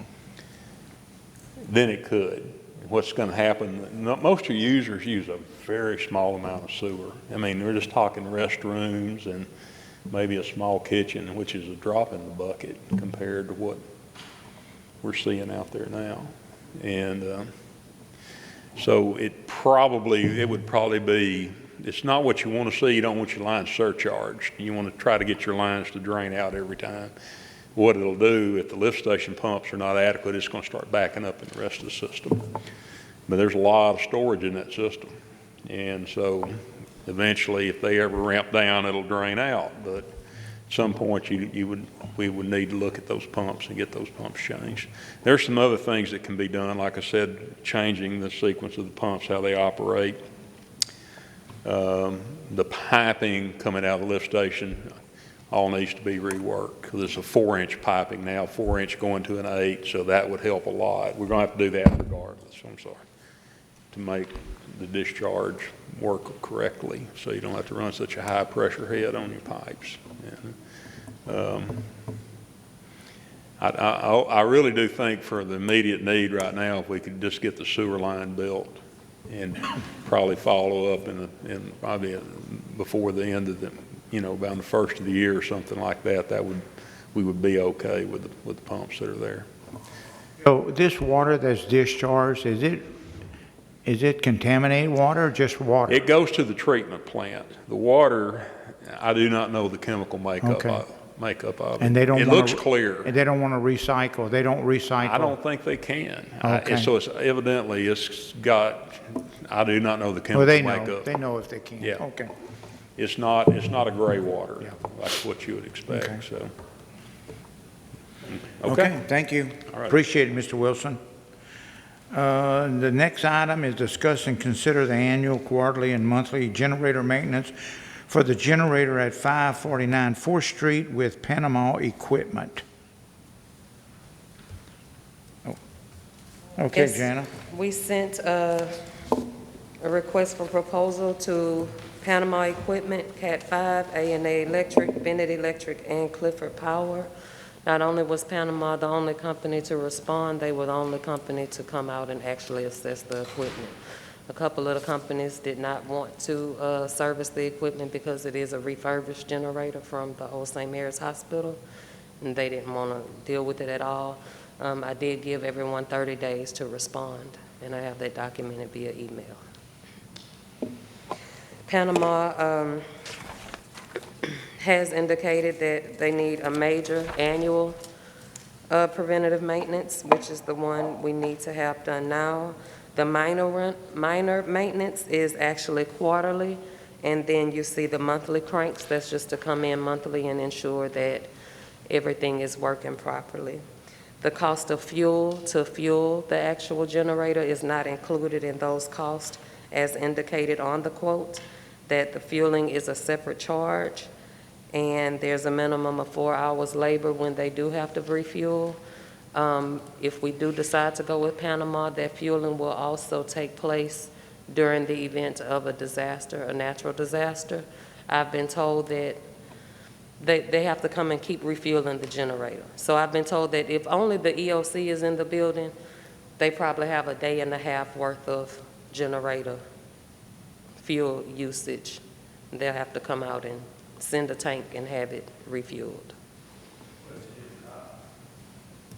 They have ways. They actually have a contract with the same company that provides it for DD7 to go to their pumps and stuff. There's a company that goes out to the pumps and generators. Yeah, they have a fuel truck that can get there, and they would coordinate all of that during a disaster. Thanks. Jen, I've got one question on something that I haven't seen included in this quote. Typically, when you're operating a commercial generator like that, let's say we have an outage, okay?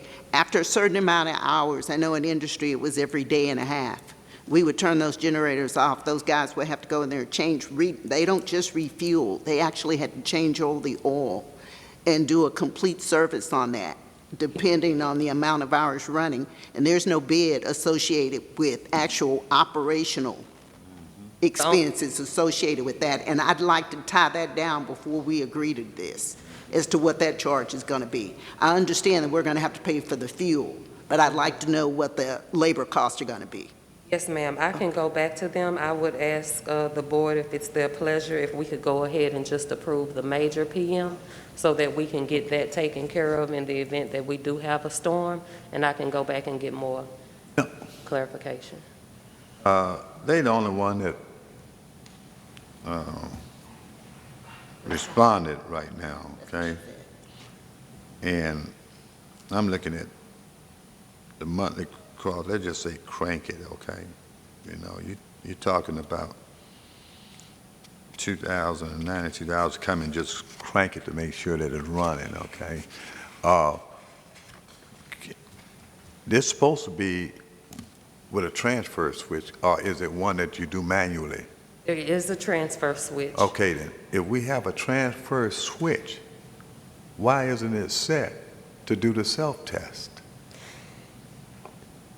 The parameters of this quote were given to me by former management, and I just, No, but, you know, we talk about questions now. So, Yes, sir. you know, the question is, if there's no answer, let's get an answer. Yes, sir, I okay? can get an Because I have a standby generator, and they all work on the same principle. Don't care what.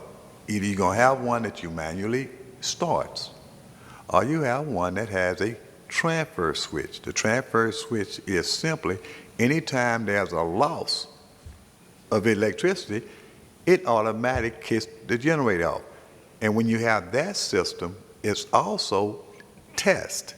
So it does a service test. You set the test for it to. I will ask about the service test. I will Right, tell you know- that I learned that the transfer switch is the size of a closet, and I don't know why in the design of this building, it is on the first floor. No, but I just want to, well, like I said, when you talk about you come and crank it a monthly, if we have a transfer switch, then the next thing is we should have it whereby it will test, it do a test run. And if this cranking, that's what cranking is, come in and make sure that they're still operational once a month. But if you look at it, that's $2,092 a month. So if it has a transfer switch and we set it for the self-test, anytime it don't crank, we'll know it won't crank. And you could do a self-test. You could let it run for 5 minutes, you know, like they say 30 minutes or something. You could run it for 10 minutes every week. Yes, sir, and like I said, if it's the pleasure of the board, I can go get that question answered as well, if we could just get this major PM approved so that we can get ready for hurricane season. Seduce that But if we approve the major PM, you're approving the monthly cranks. No, sir, we can just modify the motion where we only approve the annual, the major PM, just modify. Correct, Crystal? Can they modify the motion to only do that? And when I do the proposed resolution, I only send the major PM to council for approval.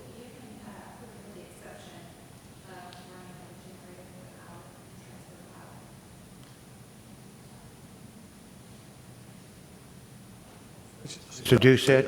For your question, I was familiar with this. I have a backup generator also, which is computerized. You can set it anytime you want. It checks itself. This unit here is probably in the 40s. It doesn't have any electronics at all on it. It has a transfer. It does not start weekly like yours. It only starts if its electricity goes off. That's it. It's not a generator. It's not, no. It's not about a generator. No, I know what you're talking about. Let me tell you something. First of all, it's not about a generator. All standby generators, no matter how much wattage, they work on the same basic principles. Now, if it doesn't have the self-test, then I'm not saying, I didn't say that it had. What I said is, if it has a transfer switch and it can self-test, I said, then we can eliminate this. I didn't say Correct, we should. but it does not have a self-check. It doesn't have anything except a transfer switch. Lights go out, it comes on, and it runs. Lights go on, it stops, and that's it. It doesn't check anything. It doesn't check all. It doesn't check nothing. None of them are check all, Jerry. Okay. No. Well, No. they will shut down. Mine and yours are shut down if it's low all. The generators, Right. okay, will run. They have transfer switch. They will automatically kick your generator if it's not manual to turn it on anytime they have interruption of electricity. If electricity is restored, then it will automatically shut off. That's what the transfer switch does, okay? And also, if it's one that has the section where you can set it, it does what it calls a self-test. Now, I don't know what kind of generator it is. It doesn't have it. Okay. I know with this one, back and forth, it has nothing. It's almost manual. Okay, well, in that case. It's old. Okay, well, in that case, I can understand, but we got to take a look at it, and it's something to look at down the future, because when you got somebody coming in cranking, you're paying $2,000 a year, you say, if you do this for 5 years, you spend $10,000. Is that just to crank it, or where is that at? That's the monthly That- cranks. that's Yes, sir. just- That's just for them to that's come just out to and turn crank it it. on every month. That's just to crank it. When it comes to the PM, that's another cost, okay? So you're talking about $9,000 a year. So if someone, No, right now, I don't have a problem with it. I had questions, and my question was simply, can it do a self-test? If Jerry says that this one does not do a self-test, when we need this thing tested constantly, so we got to be prepared. So I have no objection to it. That's why I asked the question, do a self-test? So we table part of this then? No, we can rip it. Make a motion. We're going to make a motion that we go ahead and perform the major PM at a cost of, what is that, $5476.92, yes, ma'am. in order for us to get ready for the hurricane season. Okay. And we're Okay. going to table the rest of this, this proposal until we can further look at this generator. I would strongly suggest we look at purchasing a new one and you started getting that pricing, so we'll know where we have to proceed to buy a new one. Oh, I don't know. I'm not, Have this one been tested? the thing Have it they is, tested? we got this one Have it free. been tested? And, Is it operational? well, this size is a 500,000. Yours and ours are 22. But what I'm saying, you're talking way, way over $1 million for a generator. And this one has been reworked, worked, and reworked. And a case built for it, I don't know how much the case was. They just finishing the case. How much was the case? The shelter for it. Yeah. Just So in investing in the fixing and getting it ready. we and invested everything. in this real heavy right now, and it'll do everything we need it to do and more. But anyway, Yeah, not to mention, I think we were talking about getting a generator for this building? yeah. So, Well, we have to remember, what was that cost, about $200,000? yeah, that That was was about 200 grand, 200,000. This building has one, and I'm just comparing, even though they're about the same square footage, right?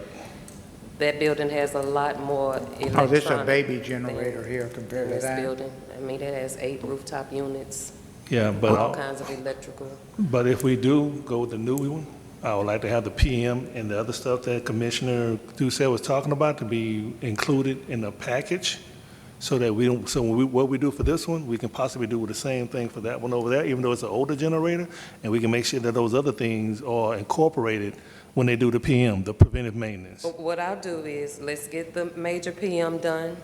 right?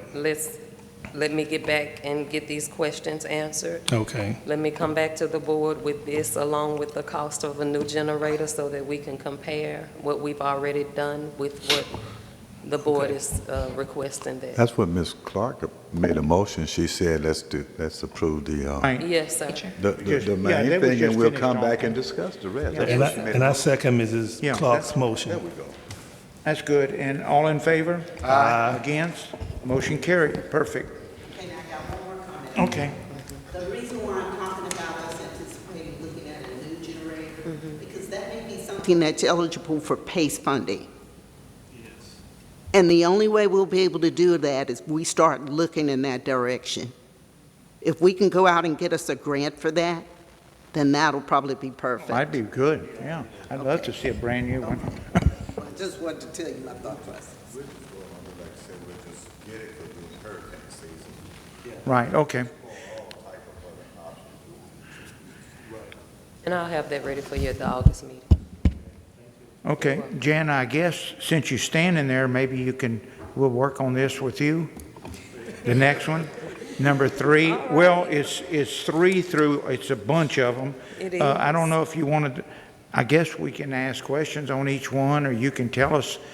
And is this and this hooked Okay, together? so if you look for the first lease, that's with BKG Enterprises. They are going into Suite 131. So if you look on the spreadsheet and find, oh, I need new glasses, 131, and you look at the column that says average rent per square foot, you can see what we're getting.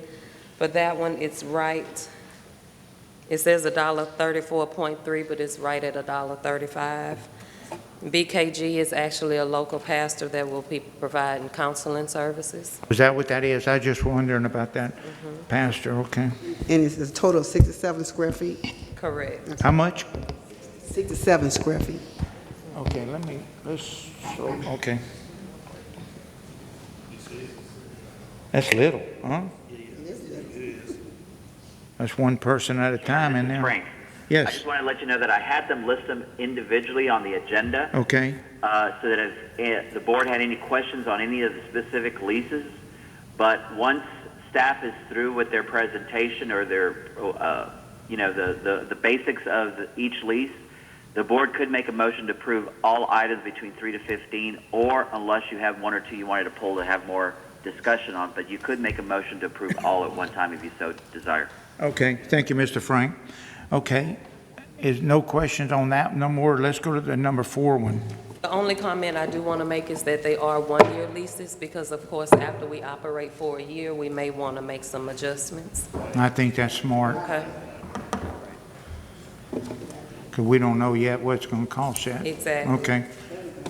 Number 4, which number is that one?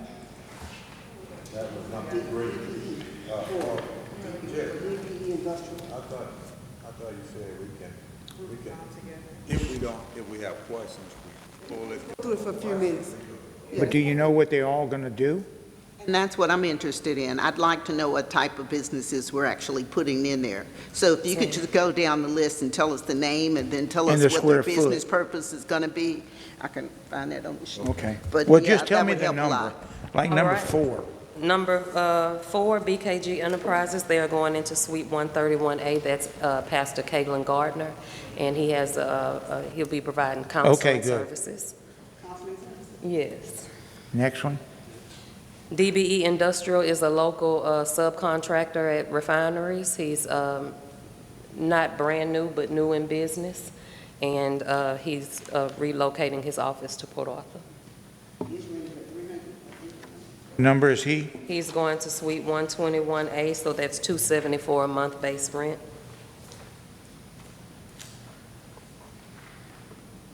Okay. We're ready. Diamond Shine Cleaning Services is a local cleaning vendor. They're going into Suite 211A. Their rent is $318 per month base rent. They were currently operating out of their home, and so relocating to the press building follows right in line with our mission. Ma'am? Commercial, like they do some work for the city. Janitorial? Yeah. Yeah, okay. janitorial. Yes, ma'am.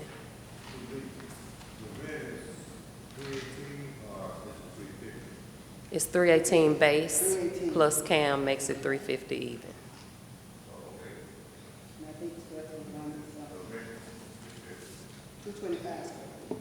Yes. The next one is General Pipe Industrial Contractors, GPIC, going into Suite 213A. And that rent is $221 a month base, plus their common area maintenance. They are, again, a local industrial pipe fitting company. That is, he's actually been coming for about a year, and he was going to take that third floor office here, and they're moving over to the press building. Humidor LLC, moving into Suite 217A. That rent base is $280 per month. That's the local gentlemen that have opened the cigar lounge over on Jefferson Drive, and they have some other business entities. They have never had a formal office. They've been operating from home as well, so their corporate office will be in the press building. Suite 218A is Linda's Lighthouse. That's $189 a month base rent. That's Constable Christopher Bates and his partner. That's a nonprofit agency that provides social services to our Port Arthur residents. Suites 109A and 128A are both being rented by the same company, even though they are renting under different entities. They are a local technology company that records and transcribes depositions for attorneys. They have some court reporters on staff, and they are actually moving from the CIT building at Lamar University because our building provides a lot more amenities than they were getting over there. And I'm excited to have them because they may do some court reporting or digital technology classes. Romar and Reed Media going into Suite 206A. That base rent is $304 a month, plus their common area maintenance. Romar and Reed actually are a digital video production company, so they do a lot of work for the school district.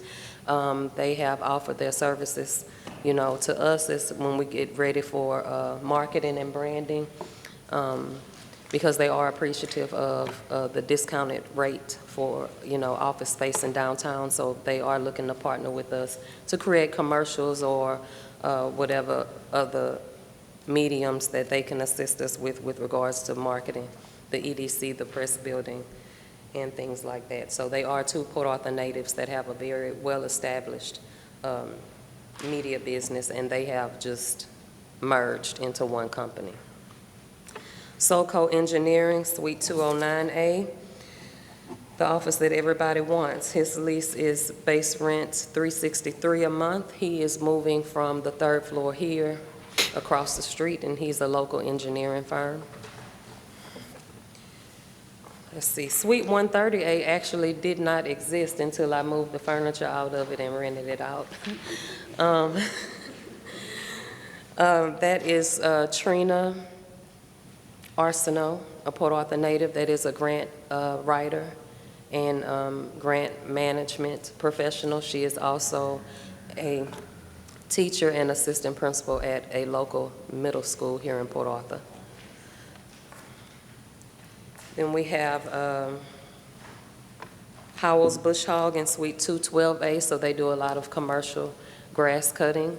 He has just taken over the family business and is moving from his home to the press building, so again, falling in line with what our mission was, to get home-based businesses into a more professional setting.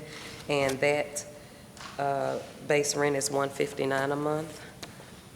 And then we have Triangle Enterprise, 207A. That base rent is $318 a month. So he is a local Port Arthur native that has a trucking company. He's also a partner with Humidor LLC, and they decided to rent 2 offices because they'll have enough employees to fill up those offices. So again, any square inch of space that is available for office use has been rented out in the building, and I have a waiting list, and I'm excited. Okay, we heard it all. Any comments? It's over. Can I get a motion?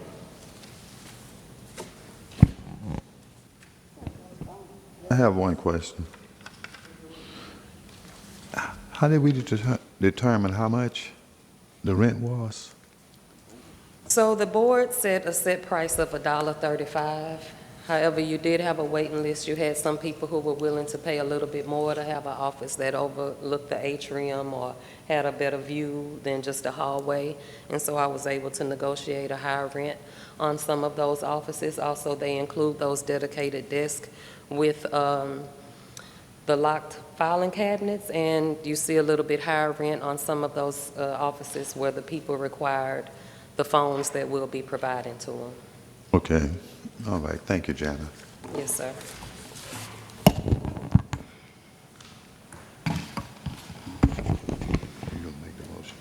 I make a motion that we approve items number 3 through items number 15 as listed for lease agreements for the press building. A motion and second, all in favor? Aye. Against? Motion carried. Next item, discuss potential workforce development investment for CNA/CCMA training.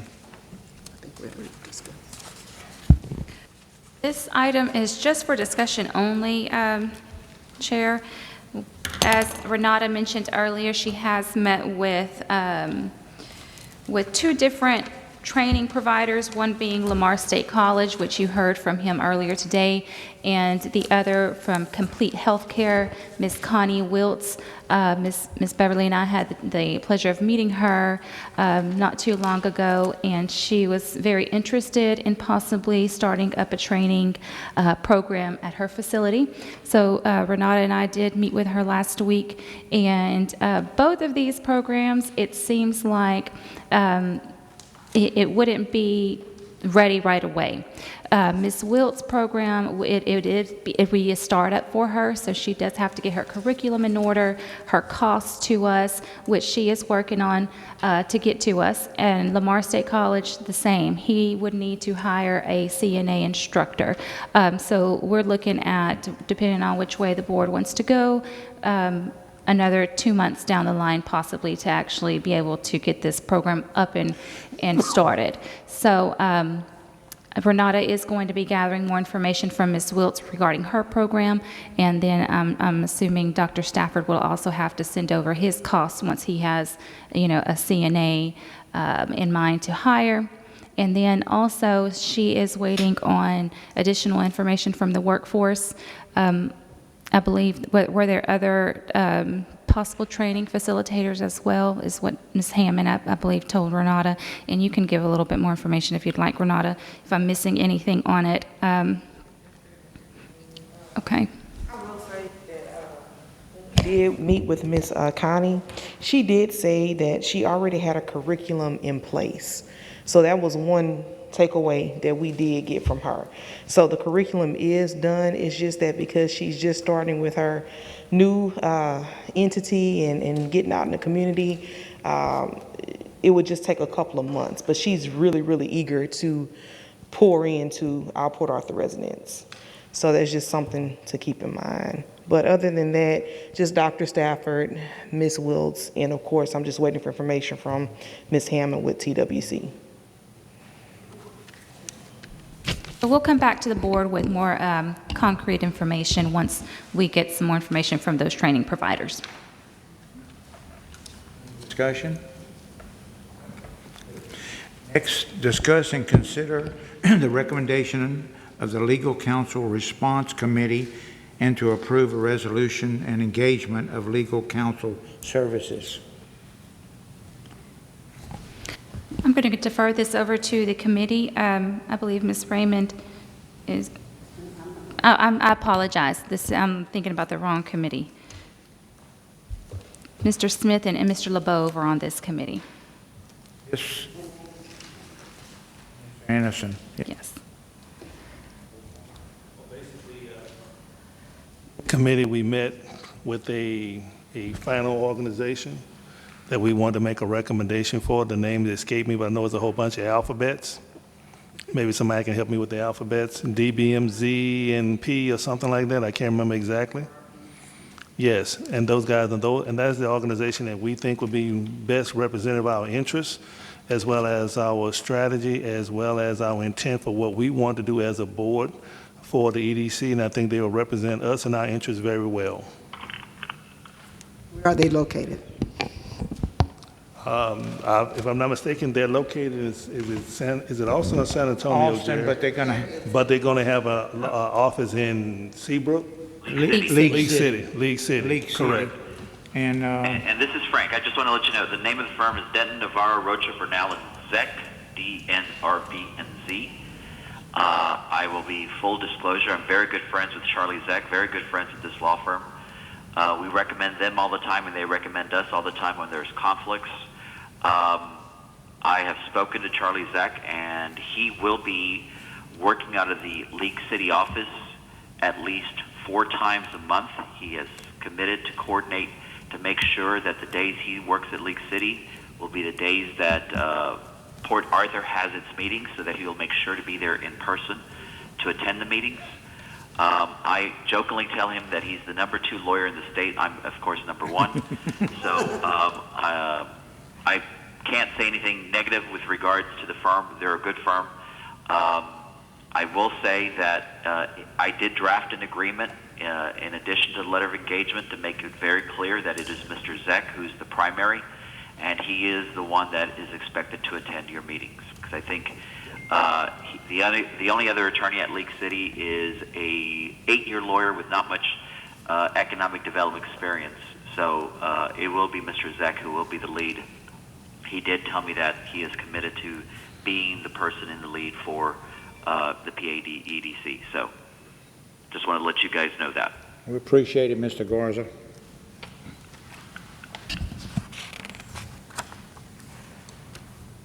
The motion with this one would be to accept the recommendation of the Legal Counsel Response Committee and also to enter into an agreement with the selected firm, DNR BNZ Attorneys at Law. So move. Second. A motion, second, all in favor? Against? Motion carried. Next is discuss and consider a commercial lease agreement with Gulf Shore Environmental Service, LLC, to lease office space number 321 at 501 Proctor. Hey, this organization, Gulfstone Environmental Services, they do environmental type remediation in the Houston and Southeast Texas area. They are interested in taking on the suite that Solco Engineering is going to be moving out of at the end of the month to go over to the press building. They're very eager to move in, so the agreement is on your agenda tonight for approval so that their lease can start August 1st, if not a little bit later in August.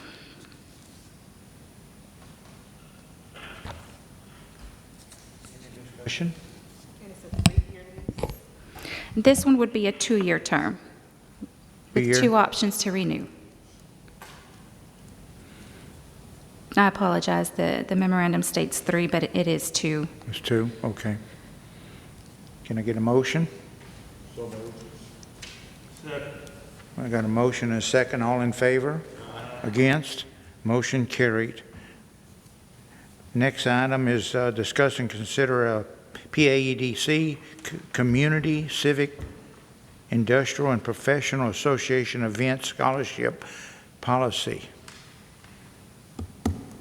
Right, this item, the first document right behind the memorandum in your packet is the letter that we have used in the past, and Frank has looked over for us.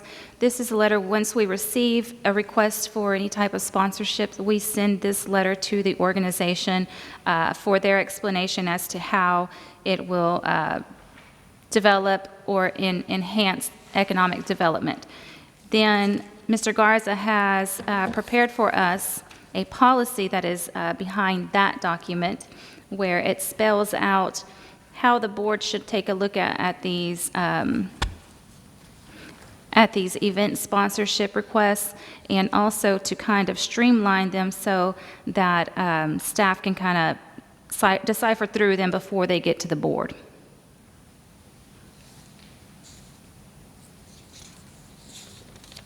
I'll be happy to answer any questions you may have with regard to the policy. It's, in my opinion, very short and concise and easy to follow.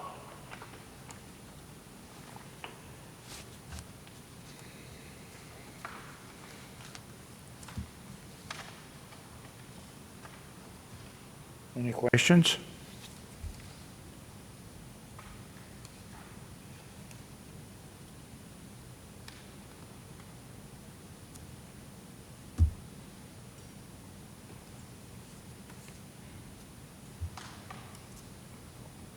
Can I get a little bit more clarification on item number 5.3.2.3 on religious, fraternal, social, and recreational activities from the lawyer?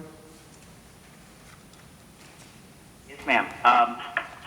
There are times where it's hard to distinguish whether or not an event is a religious event or not, if it's coming from a church or a school that's religious in nature. So this makes it, in my opinion, tries to clear that we do not contribute to religious fraternal matters unless they can. It's clear that the event does not sponsor a religious purpose. But for example, let's say that a local church is having a job training fair, and they would like for the PAEDC to sponsor the job training fair or the job fair. That clearly is something that the EDC could do. And it's clearly not religious tied, religious related. So even though it's being sponsored by a local church, the fact is it's job related and not religious related.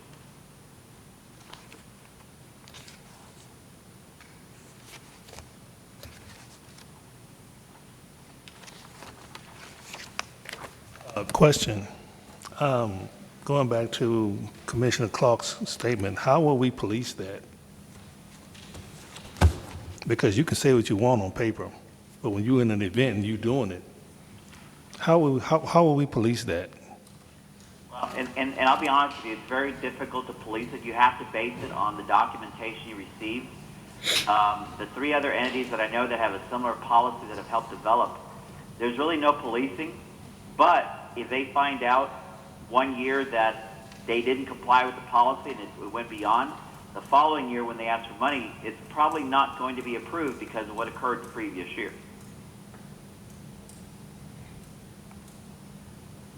Thank you, Frank. But it is very difficult to police whether or not they're compliant or not compliant. You really have to go based on what they've submitted for sponsorship purposes.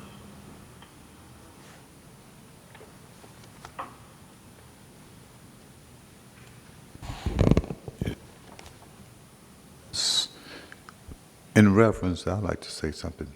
Chair? Can I always looked at sponsorships as something that you could use in the terms of support and marketing and partnerships and stuff. You know, I just think that's what we really need to concentrate and put emphasis on. Going somewhere whereby we sponsor, and then there's going to be some people there, so they'll know that the EDC helped sponsor that type event and stuff.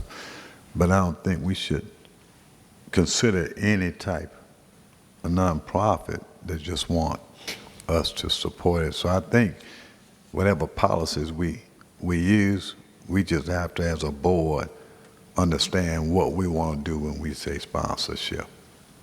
You know, set our own parameters, and keeping the guidelines. I'm not saying that we don't follow what he's written. You know, we send the form out, they send it back. But when we're making a decision, we just need to really take a look at, is it something with like a partnership or something where we're going to be recognized as being a participant or a sponsor of? I think that's all we really need to do, and just be consistent with what we do, so that others will not say they do it for one, they don't do it for the other. So we just have to be careful of what we decide to sponsor, and things that require our attendance, like when we get tables and stuff. That's something I think if we got members that want to attend and we're going to be able to do that, then yes. But if we're not going to attend, we're not going to have the tables, and I don't think we should put the money in there if it's something that they want us to attend, because we shouldn't buy a table for somebody else to sit at. I don't think that's appropriate. So I just think with what he wrote for us is good, but at the end of the day, we just need to start making sure that when we put our money out there, we want to stamp it so that we can justify it to other people who we may say no to. We could justify it and feel good about it. Now, in the past also, that we need to consider as a board is that when we do decide to sponsor any organization and we pay the money, that we should show up. I know 2 or 3 events that I've attended. I think the last one was 4 people had signed up to show up and didn't show up. And we paid the tickets for them to show up. So we need to be very mindful when we decide to sponsor any organization that we support them by at least showing up for their support.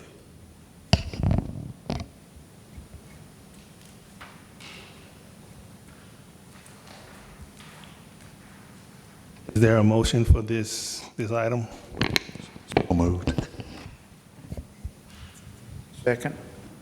Second. All in favor? Against? Motion carried. Discuss and consider the approval of the PAEDC 2022-2023 fiscal budget.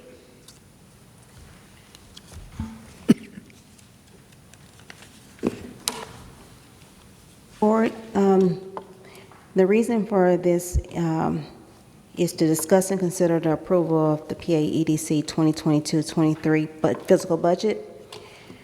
The background is last fiscal year, the operating budget was $6,013,790. The budgetary impact for this fiscal year is $5,358,022. That is just the salaries and operating costs. That does not include the debt service or other sources and uses of funds. If you look at the third sheet, you'll see that we have a debt service for next year of $773,235. Our other sources and uses of funds is to transfer to Fund 612 for $8,600, administrative costs to the City of Port Arthur for $133,903, the grant to the Parks and Recreation for $1 million. We'll have one more year to fund this, and we'll be done with the Parks and Rec. The total other sources and uses of fund is $1,142,503. At this time, the increase is not included in this budget, in the proposed budget numbers. I did speak to Melissa, just text with her. I've been trying to reach her all day, and she did tell me that right now they are proposing to go to council with a 4% increase. They usually come back after the increase and give us the new numbers for salaries and benefits, and then we adjust the budget from there. So I'm coming to you to approve the proposed budget, not including the increase for cost of living and the increase to the benefits. Okay, now, I have some conversation on that. I have a very hard time with us approving a budget when we have no idea on what the cost of living is going to be, okay, because that may be substantial. So my recommendation to Rachel was that we go ahead and make a motion to forward this budget to the council, okay, as a proposal, but we would only approve it after we get the final numbers and it comes back to us.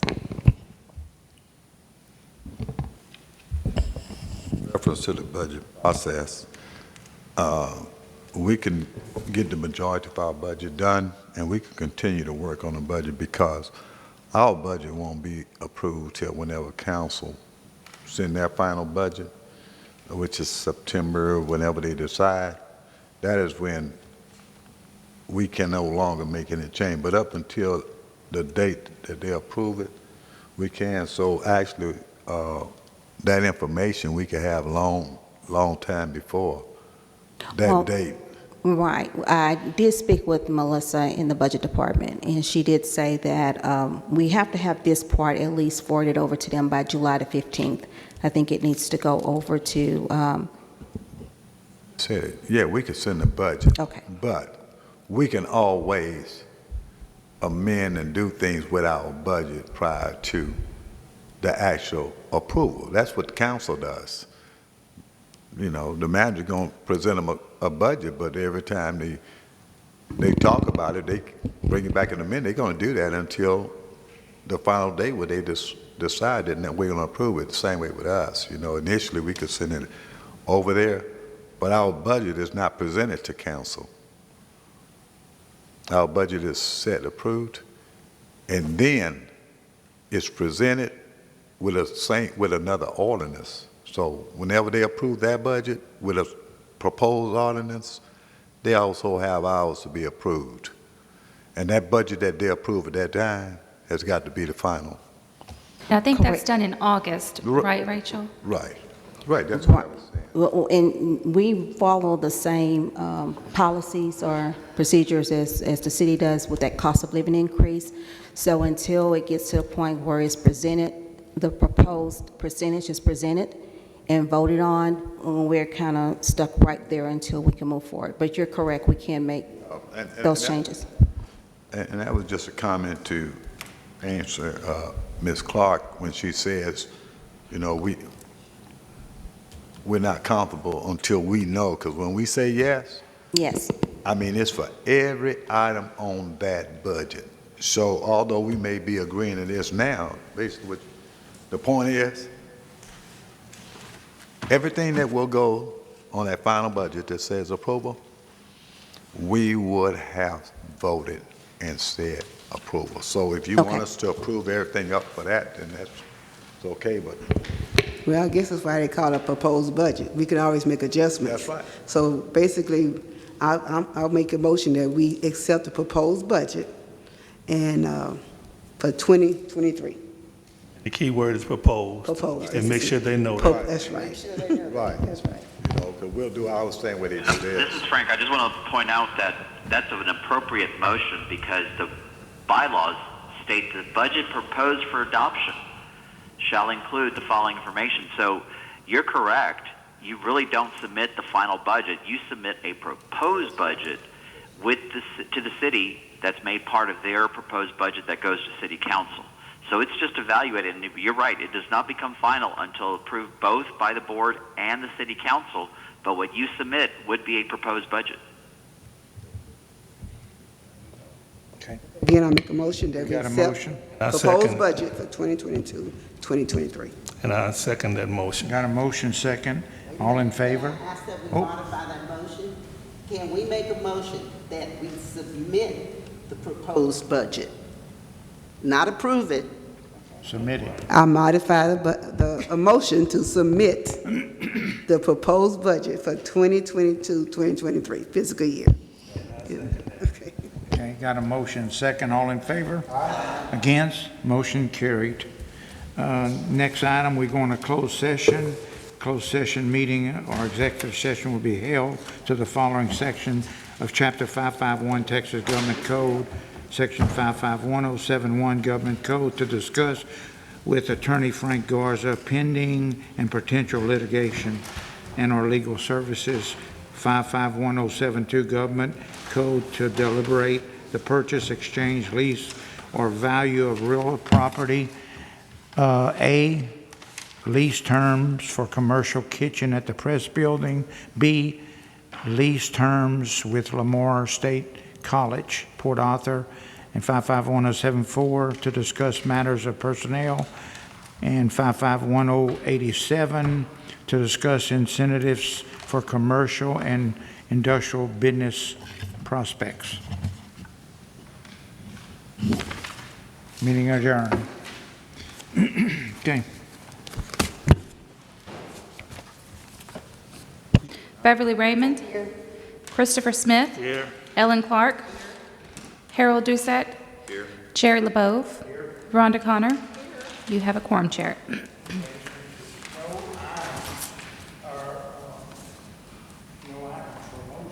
So move. Ms. Smith? Second.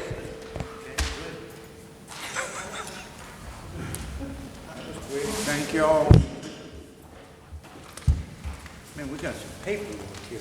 I'm trying to tell you, we gotta do better.